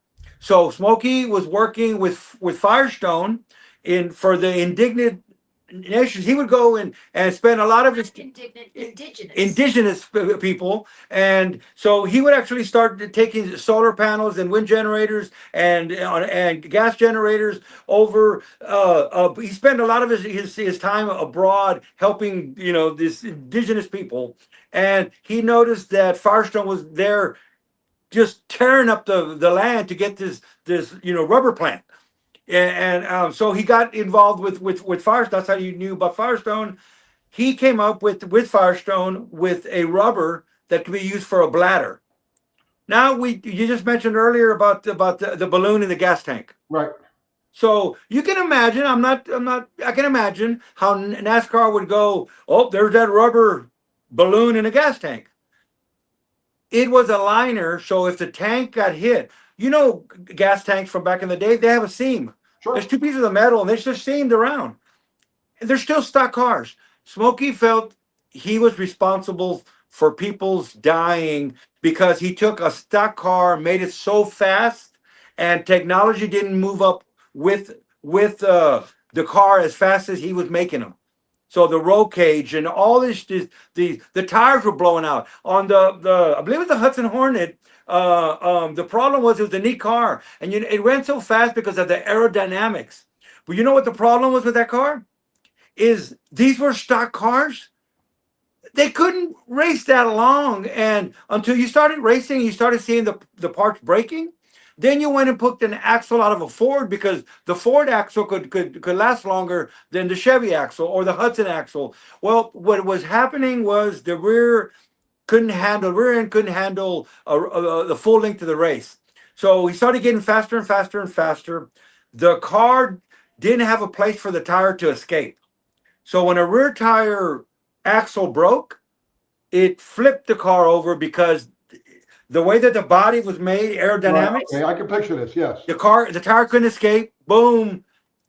So that was it for that. So he felt responsible for making the car so dangerous. Yes, he was making them fast as all get out. His cars almost set the pole every race he ever went to, but so he felt, and he tried to get Bill France to help. Crash wall. He invented it first, didn't do it. The bladder. Well, now he gets Fireball Roberts to race. He didn't want to race. And Smokey wasn't even there. He was at Indy. He gets a phone call, leaves Indy, flies back. He's already been in the wreck. Car catches fire. I think a week later, shot mom with I'm bad with dates and times, but I always tell everybody, I'll get you to the story. Now get the book and finish the details. But he ended up dying. He didn't die at the track. It took a month. It was a month. It took a month of agonizing pain. So he was in agonizing pain, burnt. And Smokey did make it to the hospital to go see him, but he felt responsible. So Bill France wouldn't do anything about it. In fact, Smokey, Dale Earnhardt Jr. would be alive today if Bill France would have put the crash wall that Smokey invented. Smokey had many inventions, many patents and many inventions. A lot of them he didn't get credit for. The tilt steering wheel, that's his. The detachable. Well, at first it was a tilt steering wheel. And he knew after Fireball, I need to work on getting the driver out of the car fast. He had the bladder. They didn't let him use the bladder. If the bladder would have been in the car, he would be alive. He wouldn't have died because of burning to death. So he knew, I need to make cars safer. So he takes a piece of cable and he makes a tilt wheel for the Indy car. And while in practice, he notices that the driver clicks it, the wheel goes up, and his hands get pinned in the car. So it didn't work. It didn't work. Great idea, tilt steering wheel, but it didn't work. There at the track, boom, he cuts it off, and he makes up a little coupler. Everybody has tilt steering wheels. Now we know where he got it from. A lot of stuff that he invented or he used first, he didn't actually get the credit for it. GM, Cadillac stole, I believe it was Cadillac, and I shouldn't use the word stole. They end up coming up with the cable tilt steering wheel. Well, where did it come from? He actually put it on an Indy car first. So he knew that's where the Bill France thing comes in. So he ends up pretty much on camera with the news. There's NASCAR after a race. Bill France there, everybody's there, and Smokey wants to call him out on these things in public. So you can understand being called, but he's already tried privately because he was privately connected with him. Bill France would go to Smokey's shop all the time, and so he was fed up. And Smokey did not pull. He just told it like it is. So camera rolling or not rolling, that didn't matter. So Bill France was, called out in public, And to this day, it was like Smokey Yunick will never be in the Hall of Fame. So his son is now running NASCAR. All of what he just it's like in gold or in stone. Right. Smokey will never be in the Hall of Fame because he called out Bill France. Called him dumber than a bag. I think he said if you peed in your, if you took off your shoe and you peed in it, it'd be smarter than you. Something in that respect. Maybe pooped in it, but not the right words. It's like the feud that Garland's had with Wally Parks. Yeah, yeah. So Yeah. yes, so there was a feud, called him out, offended for in stone. He will never ever, but they still used him for everything else, and everybody could race, but himself will never be in the Hall of Fame. That's why, like I said, his cars, his drivers. I mean, the things that he done is in the Hall of Fame. They even have his suit in the Hall of Fame, his boots in the Hall of Fame, but just no mention of Smokey. There, you just will never be in. I think Smokey Belongs is Trish's way to educate people, tell everybody who Smokey was, what Smokey was about, and why. NASCAR, tell us why Smokey. You tell us why. How can he be? Everybody, he's like nominated so many times every year, and NASCAR drivers for all of them are nominate him. I mean, everybody knows who Smokey Yunick is in the NASCAR world, so he's nominated more than anybody. And every year the vote goes through and doesn't make it. Doesn't make it. Why? It's political. It's political. That's the thing. When Bill France was at the end of his life and getting dementia, he would have his limo driver drive him over to Smokey's shop, pull up at Smokey's shop. Smokey would either get out and sit in the car with Bill France, or Bill France would get out, and they would spend hours, reminiscing the old days. Smokey said, "You got to forgive. You just got to forgive somebody." He could have held a grudge. At this point, Bill France was getting dementia, didn't remember everything, and was like I said, have his limo driver take him over to the Smokies, and he'd spend time with Smokey at the end. So they made amends, but it didn't make a difference. Smokey was pretty cool to accept him back in the shop and to sit there and he felt bad for him because he was losing his mind, but. Okay, that's been a good job.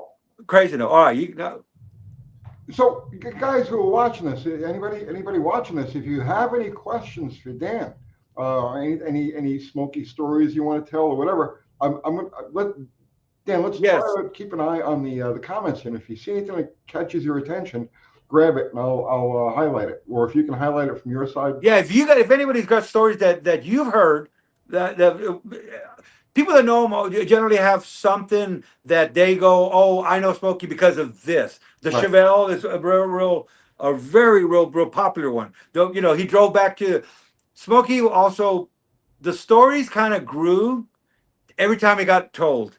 Well, And- okay, so the Chevelle was not a 7/8 scale or No, it was pretty much. I have a picture somewhere, and it's It's not 7/8 scale, most definitely not. But it is slightly smaller and reshaped. If you lay them both together, it's reshaped. NASCAR started the templates. Okay, here's the templates. Yes, so the car really goes out practice. It's just blowing everybody away. Other drivers start going, "No, this is not right." It was a new car.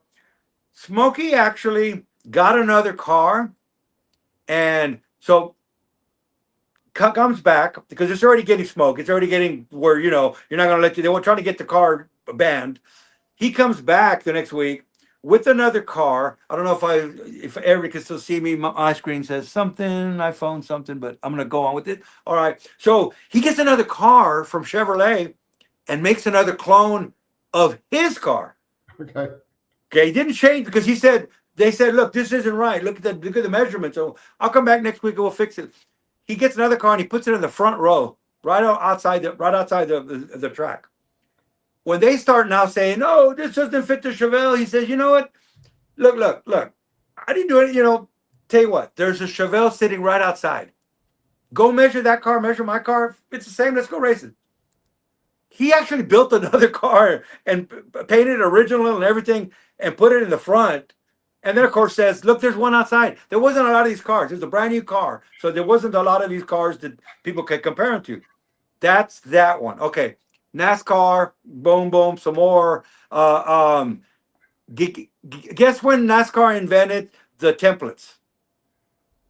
Smokey Yunick. Smokey Yunick. Yeah, the first car was Chevelle. So NASCAR techs tell Smokey, here's the templates. Your car will pass these. We made templates off of a real car that no one touched, that we got from Chevrolet, and you're going to have to follow these templates. The first, but this is it. Smokey says, hey, sure. Tell you what, let me borrow the templates so that I know when I come back next week, my car fits the templates. I mean, what am I? You the only ones you have. They're the first set. So let me borrow them. I agree with what you're saying. It doesn't fit my car, whatever. I didn't know you couldn't do that, whatever. I will come back next week and my car will fit these templates. They loan Smokey the templates. Smokey makes new templates to fit his car. So, I mean, okay, so I know, like you said, or I say Smokey didn't do. He found a gray area, but so he did finagle the templates. Dan, the problem when guys like you and me start talking about somebody like Smokey Yunick, you can't help but feel like an underachiever.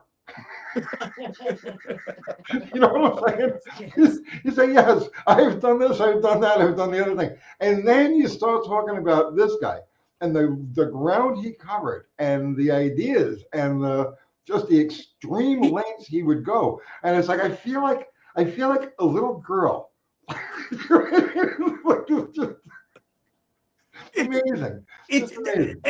That he would rebuild all of these cars in his shop in Daytona Beach, Florida. It's hot here. It's got to be just dripping sweat there. He had to have pumps to keep the floor dry because the water would come in. So he had pumps run 24 hours a day to pump water out to keep the shop dry. The shop grew throughout the years. The shop used to be right against the canal, the river right behind his shop. By the time the air footage of what the property he bought and the property that they sold, at the end, it got bigger. At 2 a.m. or sometime, a truck would pull up, he'd open the gate, they'd pull up to the back, and they would dump rocks, gravel, whatever, right in the back of his property, over and over for years. And his property got bigger and bigger. So now all of a sudden the boats had to go like this to go around his property. But to build another car, the Chevelle, the frame, it didn't say that you couldn't.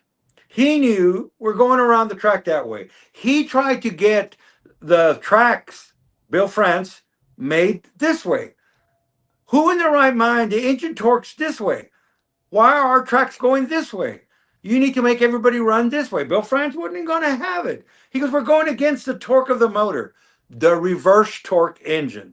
So the reason he reversed, and to do a reverse engine, you have to recut the gears in the rear end, in the transmission, in the camshaft. I mean, you don't just change the rotation of an engine. Right. You got to redo everything.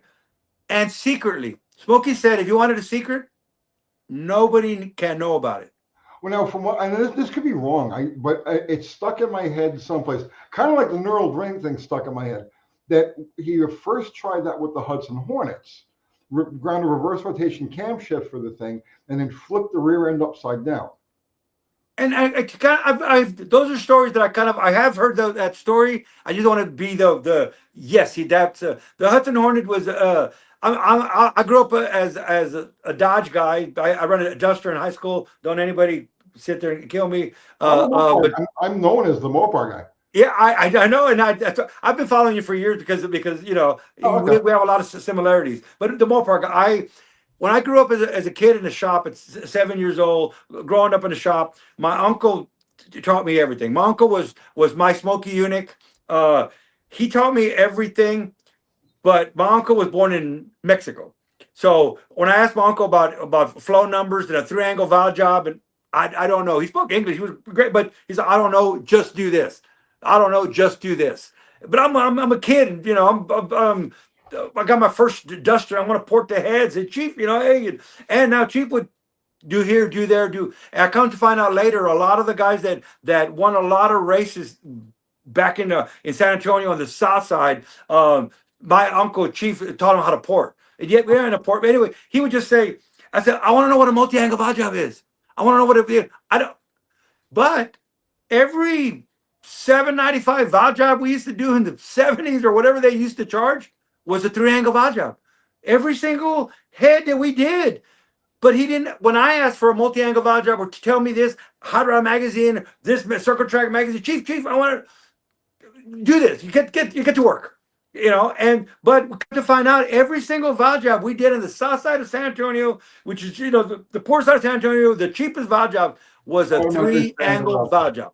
So he did teach me how to do a 3-angle valve job. He did teach me what the angles were. He didn't have a flow bench. He just knew what it needed. Once I started getting into the age of reading and Circle Track magazine, and I'm going like, man, my uncle's just, an amazing man. I mean, so he taught me what I read in Smokey's book. What I read made perfect sense. It was just like, I'm in love. I mean, now I have some technical to go with what I grew up learning how to do, but I didn't have we didn't, like I said, didn't go to school to learn this. This is what you did. And then all of a sudden I start reading and it's like, man, everything that Smokey's doing, my uncle was doing also. I'm not everything, my uncle Smokey was, but so Smokey just a brilliant man, doing whatever he thought made sense. Okay, so reverse the engine so it torques this way. That's why. Okay, well, NASCAR. They said at that point that they didn't want no reverse rotation. So what he did at that point was he then he mounted the body offset on the chassis, and he says, no, you can't do that. So then he took the control arms and shortened them on the one side and lengthened them on the other side. Exactly right. He ran a Ford frame under a Chevy. Okay, Chevy's frame. This is back before the Chevelle. Fords were boxed and the Chevys weren't. Yes, the Ford was a better frame. The Chevy was not. It flexed way too much. So he put a Ford frame underneath because the rule said factory frame. Was he breaking the rules? The factory frame. Nope. Once he gets caught, they change the rules. I have one of the early rule books. It's a little bit like a little pamphlet. And then now it's like a book like this, and there's a pamphlet, so it said factory frame. It's a factory frame. All right. The next rule off that manufacturer. If it's, okay. And then it changed the rules off that car. So no, you can't take a truck frame off a Chevrolet and put it under. So they kept on refining the rules to that frame in that car that came with that car. Okay. I offset the frame in the car. I want to go around the turn this way. So he offset the frame. That worked for a little bit, but he just blowing everybody away. And it's like tech. Okay, they found out that he offset the frame. The new rule book, a little bit bigger. The frame must be centered in the car the way that it comes. Okay? Then in the offset for frames, he just kept changing it. The A-frames, you're exactly right. Short A-frames, long A-frames. He did it all. He kept on, okay, you changed that rule on me? Fine, I'll follow that rule. But I want to do this. I want to do this. Finally, he told Chevrolet on the Chevelle, it's difficult to race your car to be competitive. I cannot, like I said, I can't put a Ford frame on it. So because of Smokey Yunick, we got a better frame on the Chevelle. So Chevrolet got better because of Smokey Yunick. Right. They're not letting me do this anymore. You need to make a better frame if you want me to race your car. So the frames got better because of Smokey Yunick. That was a big selling point for auto racing in general in the late 60s. How the innovations from the track worked their way to the street. How old are you now? I am, well, am I back to 62? 62. Don't ask me numbers. I'm 63. All right. So you would I was born in 62, so you were born in 61, as old as my brother. I was born in 62. No, 62. he was born 62. He was just born before you. Oh, you're just born, we're both 62. All right. No, I'm 63. All right. Your I birthday's don't know if you remember the same type of thing that I do, where they were always talking about how auto racing innovations of auto racing make their way to the to the factory cars, and a lot of that is Smokey Yunick innovation. Oh, but most, I mean, yes, we've evolved so much because of Smokey Yunick without giving him credit. A lot of people don't even know who he was. That's just Nikola Tesla of the automotive. he. Yes, that's right. That's Shop for the Mom saying automotive world. he was the Nikola Tesla of the automotive world. Yep. Yep. It's a shame he never tried his hand at drag racing. I could only imagine what he would have come up with. And Tony, my friend Tony, which is a family member of the Unix. In fact, Tony's Family friend. a family friend, not family, a close family friend of the Unix. Which is how the story of how did I get all of this Smoky stuff. You know, if you want to hear about the. So what? How did Wait. What of Smokies do you actually have? Oh, shit. We have 5 hot vapor engines. The stuff I like the most is his tools. I have his piston nurter. I have in the Power Seekers book that you shown. I got 2 of them as well. One of them is so worn out with notes and from man. Yes, if you go to the back of that and his tool, his personal at the back, it gives his personal tools. Yes. And all the tools that he made. If you'll notice, there's his valve checking tool. Yes. So his valve checking tool, the little wooden box. Now, Jed, remember how we got comp cams? That Comcast, yes. So there's his valve checking tool that every single valve that Smokey Yunick ever cut, he put in this jig.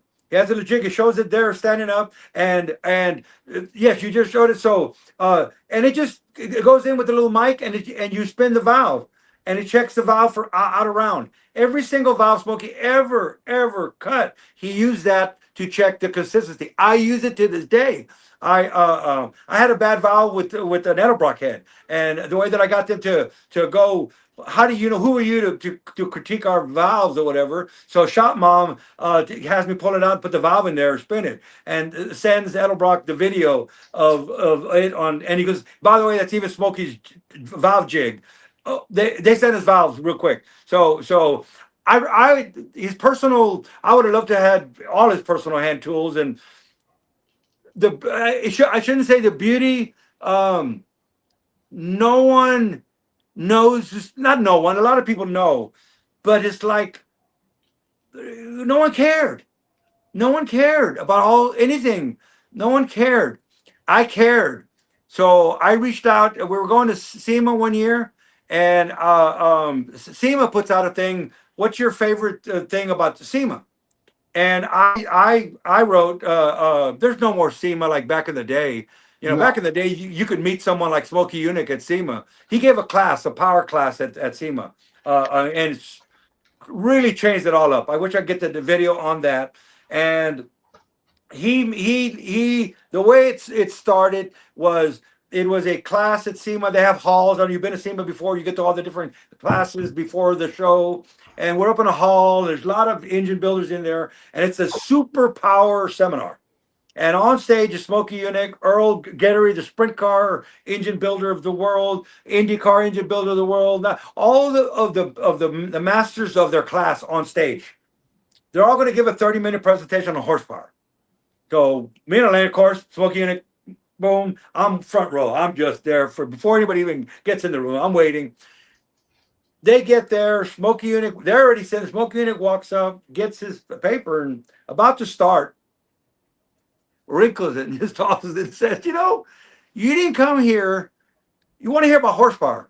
You didn't come here to hear us tell you 30 minutes of what we have planned. I don't know. Maybe he didn't have it. I don't know. He just, let's change it up.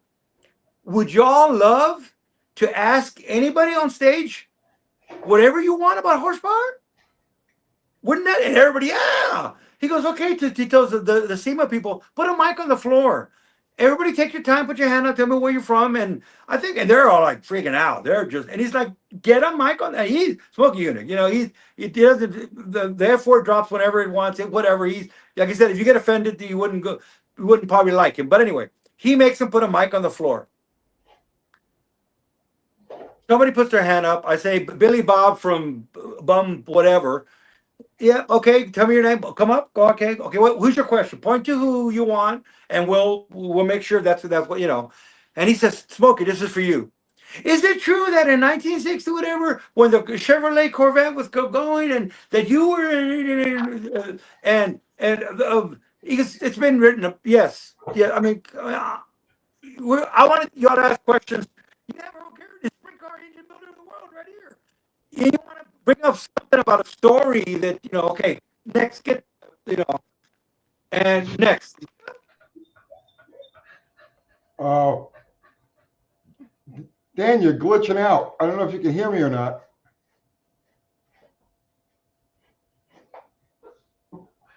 Dan? Uh-oh. Well, okay, so now I don't know if the glitch is on his end or my end. We'll give him a few minutes to get back. Let me run through. Oh, geez. I'm sorry, guys. Can you hear me? It's his end, Brian. Thank you. Okay, Zero. Thank you. All right, guys. Mark Survey, where is Dan? He's in Texas. I originally said that he was in Florida, but he's actually in Texas. He's going to Egyptian. Oh yeah. Oh, now he's completely gone. We'll see if he pops back in. I bet you his phone. I think he was doing that off his phone. His phone probably went dead. Look how good my puppies are being. This is crazy. They're never usually that good. YouTube only allows so many words. Standing foot, bro. I was enjoying. I could sit here and listen to him talk all night long. This is gold. This is gold. Smokey Yunick wasn't just a mechanic. Okay, he wasn't just a national treasure. This was a man. This was a giant among men. And like this is a whole other level that very few people can comprehend. He was that far advanced. The guy was that much of an innovator, and we were lucky enough to have him in the world of cars. So in this book, like I said, I bought this when I was a teenager, and to this day, there's so much good information in this book. I highly recommend it. Get a copy of it if you can, as well as the books that his books that he wrote, the personal books, which I've never even heard of until now. So I'm going to have to get though I don't have time to read anything, to be honest with you. So let's see. Okay, Dan, you're plugging in. Okay. I'm just going to wait for you to pop back up on the screen, Dan. Charlie's saying it's amazing you can get a word in. I didn't need to get a word in. He's carrying the show. This is great. I'll be happy to sit here and listen to him all night long. Let's see. Mark, so you like him, right? Yeah, we're definitely going to start with him in the future. You know, I had never. I mean, I had never heard of him before. You know, we operate in different universes. So, but oh yeah, there's no question. We're definitely going to do more with him, and also Brian Salter. I definitely want to do something with him also. Brian, if you're watching this, you know, let's get together and do something. So yeah, this is fun because I'm meeting a bunch of cool people. I'm just going through the comments here. Danny is back. There he is. Okay, at the stage. There you go. There you go, brother man. Yeah, I killed the internet. Glad having you back. All right. So we're running. We've only got about 15 minutes left or so. Well, let's answer some questions if somebody else has to know if in fact you're going to make your own hot vapor engine. Oh, okay. So the question, Shop Mom tells me that somebody asked if in fact we're going to make our own hot vapor engine. Yes, we are. I'm doing the hot vapor. Plymouth's ready to go. You should love the Plymouth. It runs already. We've taken it for a test drive down the street. The torque is amazing. We had it at the New York Auto Show for eBay. They actually, we showed it off there, but the engine wasn't in the car at the time. They wanted us to leave the car engine outside. It's all done. We're just putting some data acquisition on it so that we can actually prove, because what's going to happen is it doesn't get 250 horsepower. It doesn't get 54 miles per gallon. That's the end of phase one, is just putting it on the track to show everybody that it does do this. Then I don't want to hurt the car. It's a historic car. It has 9,000 original miles. I got the paperwork from Smokey signed. It's never even been titled. The quartz clock still works. I mean, Really. can you imagine a Plymouth Horizon with 9,000 original miles? They So were it needs good to go to a cars, museum. man. People always want to rag on those. They were great little cars. It's when we took it to the New York Auto Show, so many people came and can I sit in it? And the stories that they told when they were in high school, everybody loved the little car. If Stellantis was to build that damn car today exactly the way it was then, they'd sell a zillion of them. That's the car that the world needs right now. Yeah. So what we're doing is once that's done, Smokey wouldn't do electronics and fuel injection on a hot vapor engine because he said you didn't need to add the cost of that. Smokey was really much into solar panel and wind generators and EM electromagnetic magnetic pulse. He said a set of points is going to get you home. You know, electronic ignition isn't. So he was very much old school. And he was worried about electromagnetic fields. Yes, electromagnetic fields he was worried about. So he was very much into green energy. He really was. So at the end of his racing stuff, he wanted to give back. So that's why he was working on this hot vapor engine since the 50s. Him and Ralph Johnson has been working on this forever. It's developed, and it's developed, and it's developed. So what we're going to do is proof of concept. Done, we're done. I don't want to ruin the car. After that, it's ready for the Peterson Museum or somewhere. Take it on tour, show it off. Then we're going to build our modern hot vapor engine. I've already have the most of it already machined. I'm doing a 3-cylinder version, just like Smokey did back then with his 3-cylinder Buick. So wait, I have to ask you about that. Okay. What are you doing geometrically on the bottom end of that engine? Would you believe that the stories are told that, oh, it doesn't last because it has, Carrillo rods and it has ceramic pistons and that's a different phase. No, that's I don't not mean this. that. I don't mean that. I mean geometrically, the bottom end of the motor, right? Yeah. What are you doing as far as stroke and rod length? Oh, it's just so we're doing multiple engine. What Smokey said was that you can put this kit. So we're going to proof of concept, prove what he says that you can put this kit on any engine. So we're going to take a stock engine, a stock 4.3 GM, take out 3 pistons just like he did on his Buick one, and it's going to be the same stock 4-inch bore stroke as it comes with. Well, I want to do a Ford, a Chevy, a Chrysler. We're not changing anything. There is a different phase of this motor. So this next phase will be basically a stock engine with the hot vapor on it. There is a couple of things on his more feature phases that he didn't get to finish, but it's a long connecting rod. Smokey Yunick, and I'm very much into a long connecting rod. See, that's where we have that's okay. Because now Smokey Yunick was always a proponent of a long connecting rod. Okay.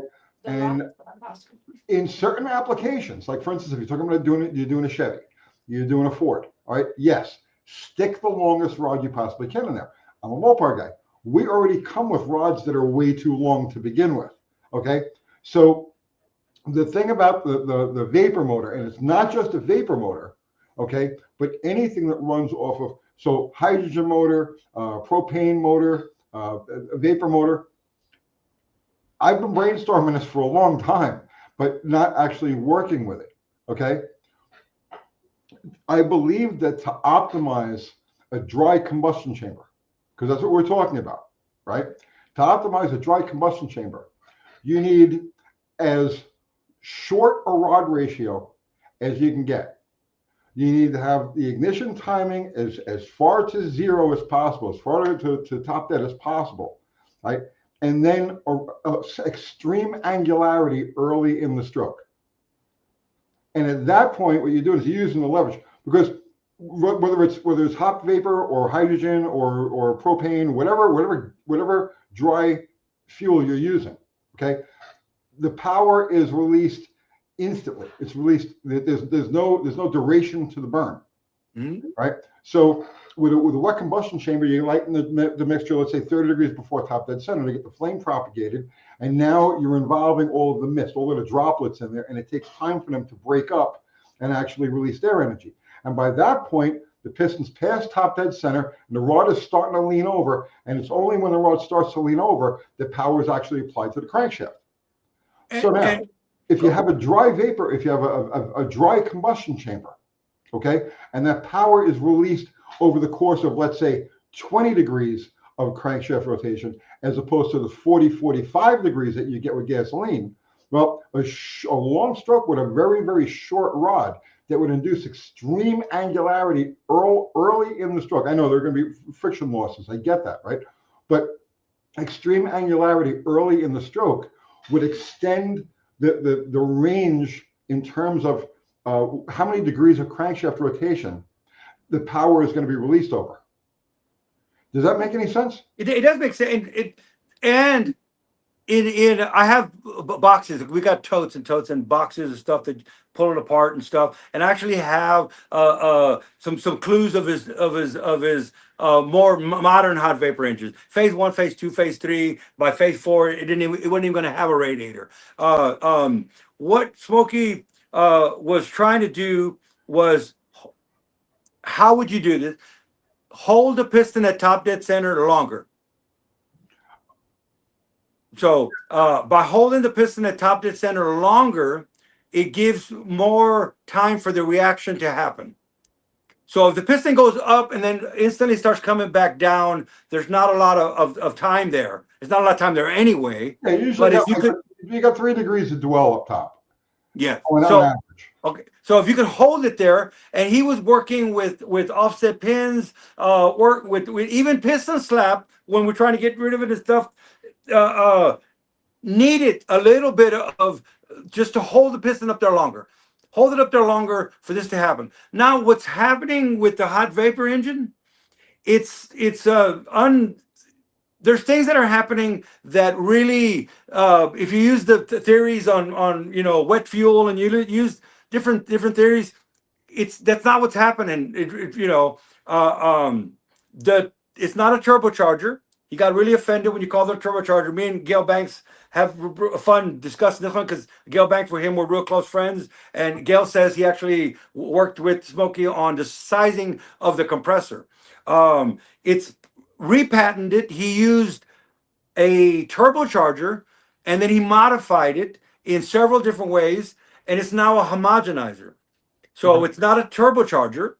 It's a homogenizer. So if you think of a bowl of egg whites, and you get a blender. No, I get it.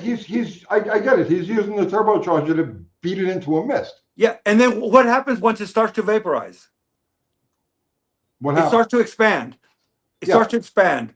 Well, it would expand back out and blow out of the carburetor. So now his homogenizer is blending, mixing, right, and it's a one-way check valve. Okay. So it's only really putting out 1 or 2 pounds of boost, very little, just to keep it from coming back. Yeah, but I get that. Okay. I get that. Once it goes through the process, we actually have. In fact, we're about to do the data to see exactly. It's different than running it on a stand and actually running it under a load. But up to 20 psi of boost. But the turbo wasn't making the boost. The turbo was not making the boost. How do you make 250 horsepower? It's not. The turbo is just doing 2 pounds of 1.5 to 2 pounds of boost. It's a one-way check valve. So that once the expansion happens there, it can't come back up. So once the valve opens, we already got pressure. We got boost already. So that's what's forcing the piston down. With the vapor is what's using it to burn. But it's actually doing more. It's expanding at such a fast rate that it's like supercharged or turbocharged, but it's not because of the turbocharger. I understand. I get that. I get that completely. But what I'm talking about, though, is extending that duration of burn that you don't have with a vapor. It doesn't matter whether it's gasoline or like I said, hydrogen. Like hydrogen engines we're trying to work on hydrogen engines forever. And you'll see there's countless examples of people who make their own hydrogen through water and then run a hose to like a lawnmower. And I tried it, done it. I've just been there, done that. Yeah, that's a no-brainer. That'll work. But push that lawnmower over a decent, pile of grass and it just stops. I couldn't get a Briggs & Stratton 2.5 horsepower. I could get it to run on hydrogen that I made right there in the shop. Yeah, I couldn't get it to accelerate very, very hard. And exactly. the key is you cannot make enough hydrogen to run an engine, especially a V8. The moment that someone can make it on demand at the injector, it's water until it gets there. Right at their injector, it's now hydrogen. Boom, we're all going to be in the hydrogen world. That is the future. But you need to make it on demand. Nobody wants to drive around with the Hindenburg. Nobody wants to drive around with a bomb. And just think about this $1 billion of infrastructure for hydrogen fueling stations.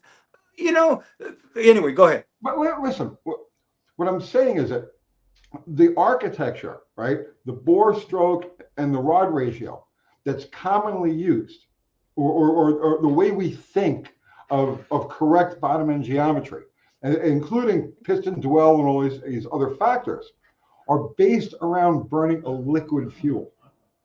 You see what I'm saying? Mm-hmm. It's based on the characteristic of the rate at which the heat is released during the combustion of a partially atomized mixture.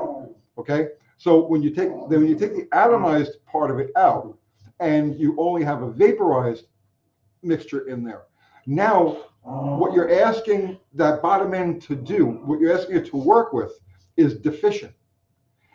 So do you understand what I'm saying? Yeah, no, I do. In the next, also with having these hot vapor engines, it's kind of because it's historical. So it's not like, you know, to tear it apart and just see what's all inside. The Plymouth, which I wanted to, we pulled the pan, we inspected it, pulled the cover to make sure that stuff wasn't damaged, probed everything, and a lot of stuff was rotted from being in Daytona Beach, Florida. So we fixed the conduit, the tubings, and whatever needed to be fixed to get it back to running again. Right. So I didn't want, you know, I haven't torn the Dodge 2.2 Plymouth apart to even check. I never pull the head off of it. No, I wouldn't expect you to do anything with that. But we are doing that to another engine. Yes, if you're going to work towards developing further, okay. If you're going to work further down that line, okay, of a vapor engine, what I'm suggesting is that the bottom end geometry is not compatible with the way that fuel releases its energy. And knowing Smokey, he probably wouldn't tell you if it was, but he said in his writings that like I said, a stock, it didn't change anything. Didn't change anything. When we started getting into more power, the connecting rod went to longer rod, Carrillo rod, offset pin.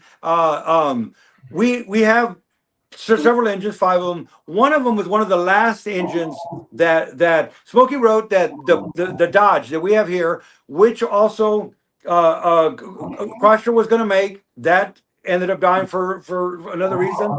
Then Crane Cams got involved with an acquisition company, and they were going to start another company. They did to make these into kits.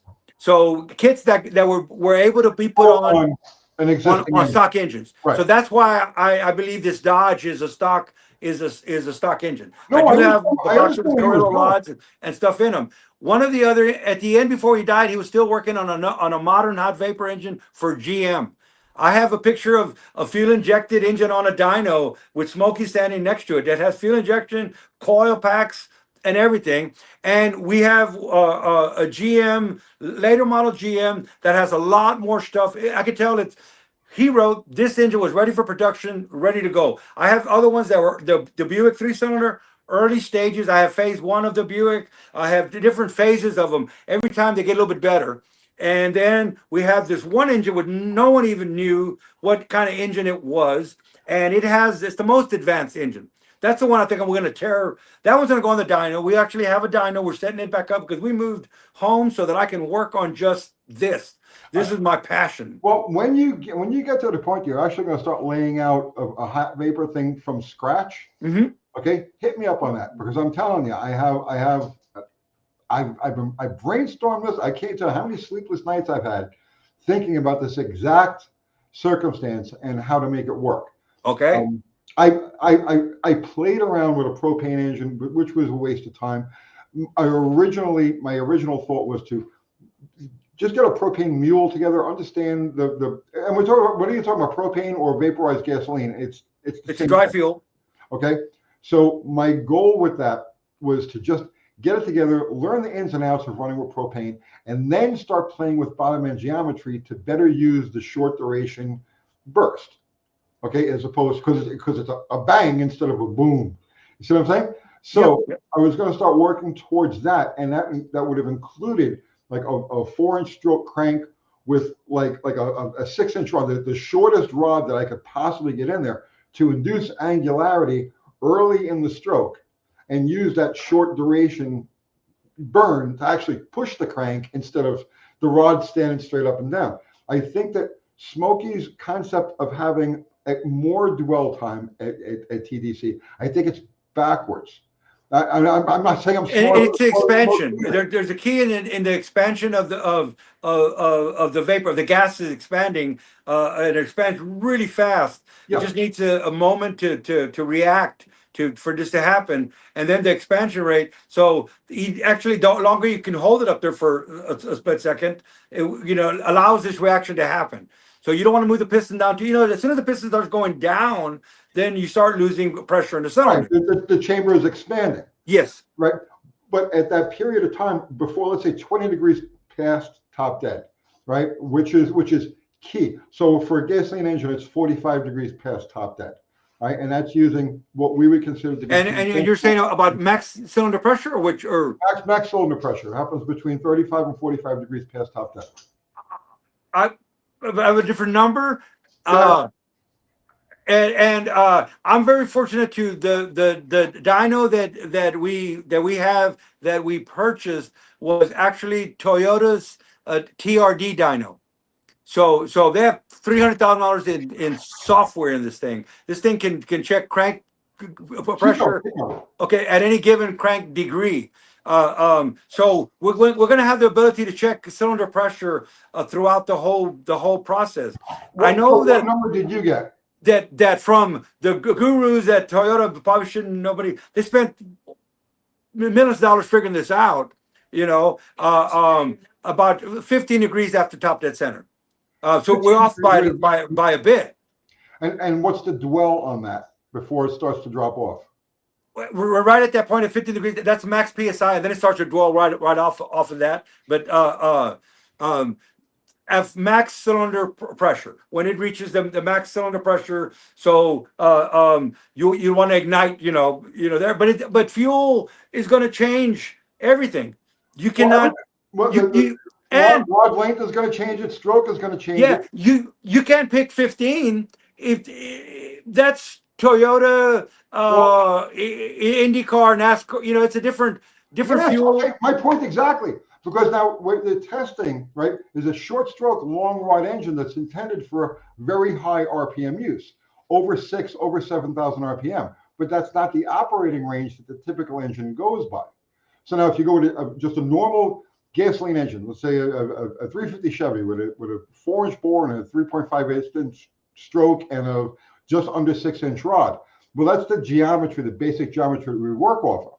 And with those engines, get a well-tuned engine between 35 and 45 degrees past top dead center is where you see maximum cylinder pressure via the compressor, and then it falls way off. You go to other fuels like, diesel extends that burn. Nitromethane, maximum cylinder pressure happens 90 degrees past top dead center. That's why a fuel motor, you tune a fuel motor, you increase the lash, you open the exhaust lash to make more power. You want to bleed power off, you close the exhaust lash to get the exhaust valve open that much quicker. So it just depends on the fuel. The longer the duration of burn, I had actually figured out, this is back when I was tuning nitro cars, that your optimum rod ratio is 1.56, and anything shorter than 1.56, you have to start bringing the exhaust valve open incrementally sooner, or you create bottom hole detonation where the thing actually gets to the bottom of the cylinder. The the pressure pulse is still expanding. The piston is slowing down, getting towards the bottom dead center, and you'll get detonation at the bottom of the hole if you don't evacuate quickly enough with the exhaust valve. And the magic number there was 1.56. So just now backtracking from that and saying, no, okay, now vapor has the exact opposite characteristic of nitromethane. Well, if you want to optimize vapor, then you have to go the opposite way that you would with a fuel motor. And that's what got me thinking about geometry, and what the optimum geometry would be for a vapor engine. Okay, well, I will most definitely get with you. We'll share info. Yeah. I can't even wait to pull that motor apart just to like I said, we have more than one, and we have the different phases. But I think we're gonna I'm dying to take the last one apart. It's difficult because it's a historic engine. The one sure. that the 3-cylinder Buick, we were going to restore for the Don Garlis Museum, and then it ended up it belonged to us more. That's where my friend Tony Allard, decided that instead of, he's the one that put the original Fiero engine in a clone Fiero car. That car at the Don Garlis Museum is not the original car. GM picked that car up. They crushed that car. Okay. So all the manufacturers picked up cars and crushed them. They killed technology. Chrysler, I believe, didn't want the liability, so they sold Smokey the car for $1. That's why that car survived. If you ever go to the Garlitz Museum, he has a room dedicated to Smokey. Mm-hmm. He's got he's got his dyno there. That's one of his 3 dynos. He now has the Spinitron. So yes, he loves Smokey. He has a Smokey before he passed. This is what Don Garlis said. Smokey called Don and called him over and said, pick whatever you want. Pick what you want. Pick what you want. Just take, because you have a museum. Smokey didn't want Trish or the Yunick family to make a museum.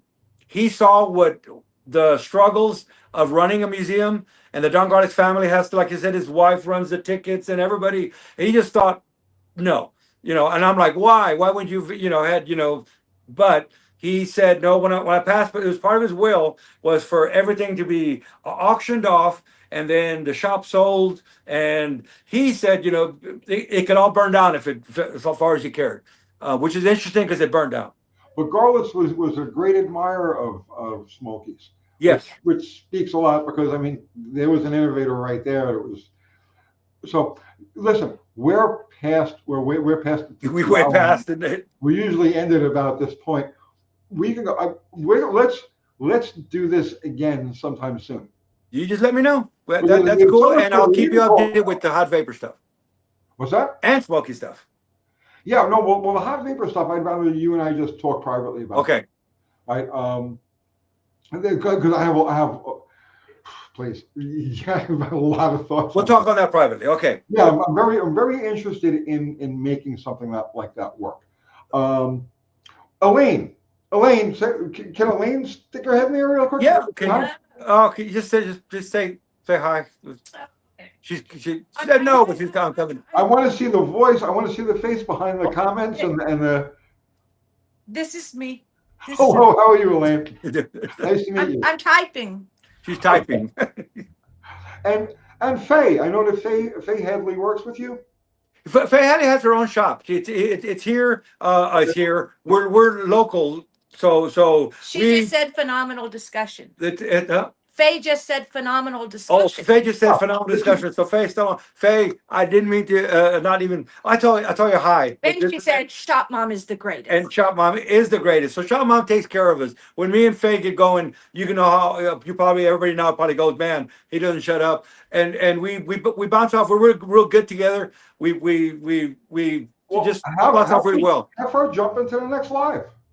Rose is here. Hi, Rose. You can ask yourself. Rose is here. Hi, Rose. So we shoot videos together right now. A controversial video that we just shot a week ago. In fact, we need to get together the next day or so and shoot another video. Was on crank polishing. So she is also like-minded in that. Well, we've been doing this for a long time since we started with the bent head and the straightening head. We do videos to teach people, DIY people, how to do it at home. So That's we try to awesome. do, to drop some. If you go watch it now, the people that maybe go to my channel or whatever, you'll see a bunch of videos with me with Faye. Go to Faye's channel. You'll see a lot of videos with me on Faye's channel. Oh, We what's the name of just Faye's channel?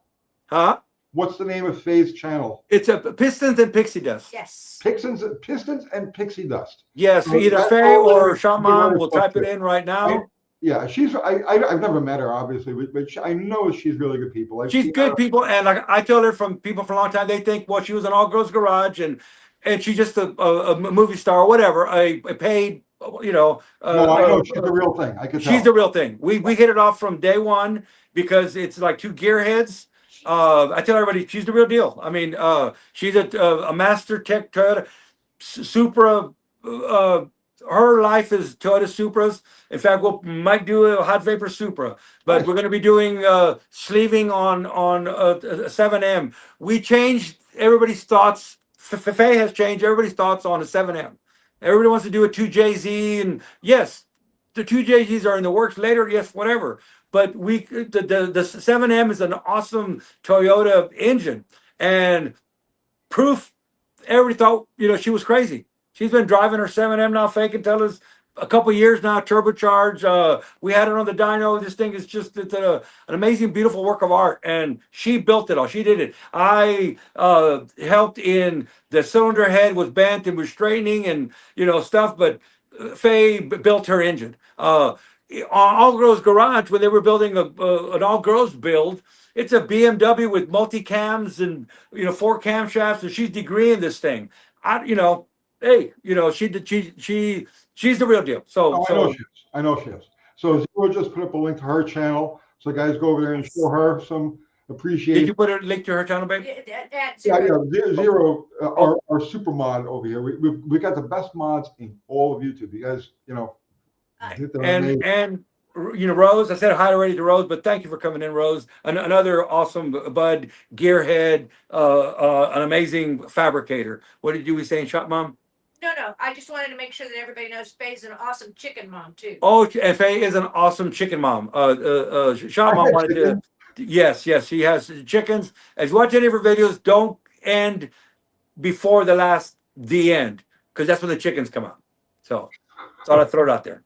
And we get fresh eggs every week. So yeah, I had like some quadrilorbs. I don't know. My wife was into all that stuff. But anyway, listen.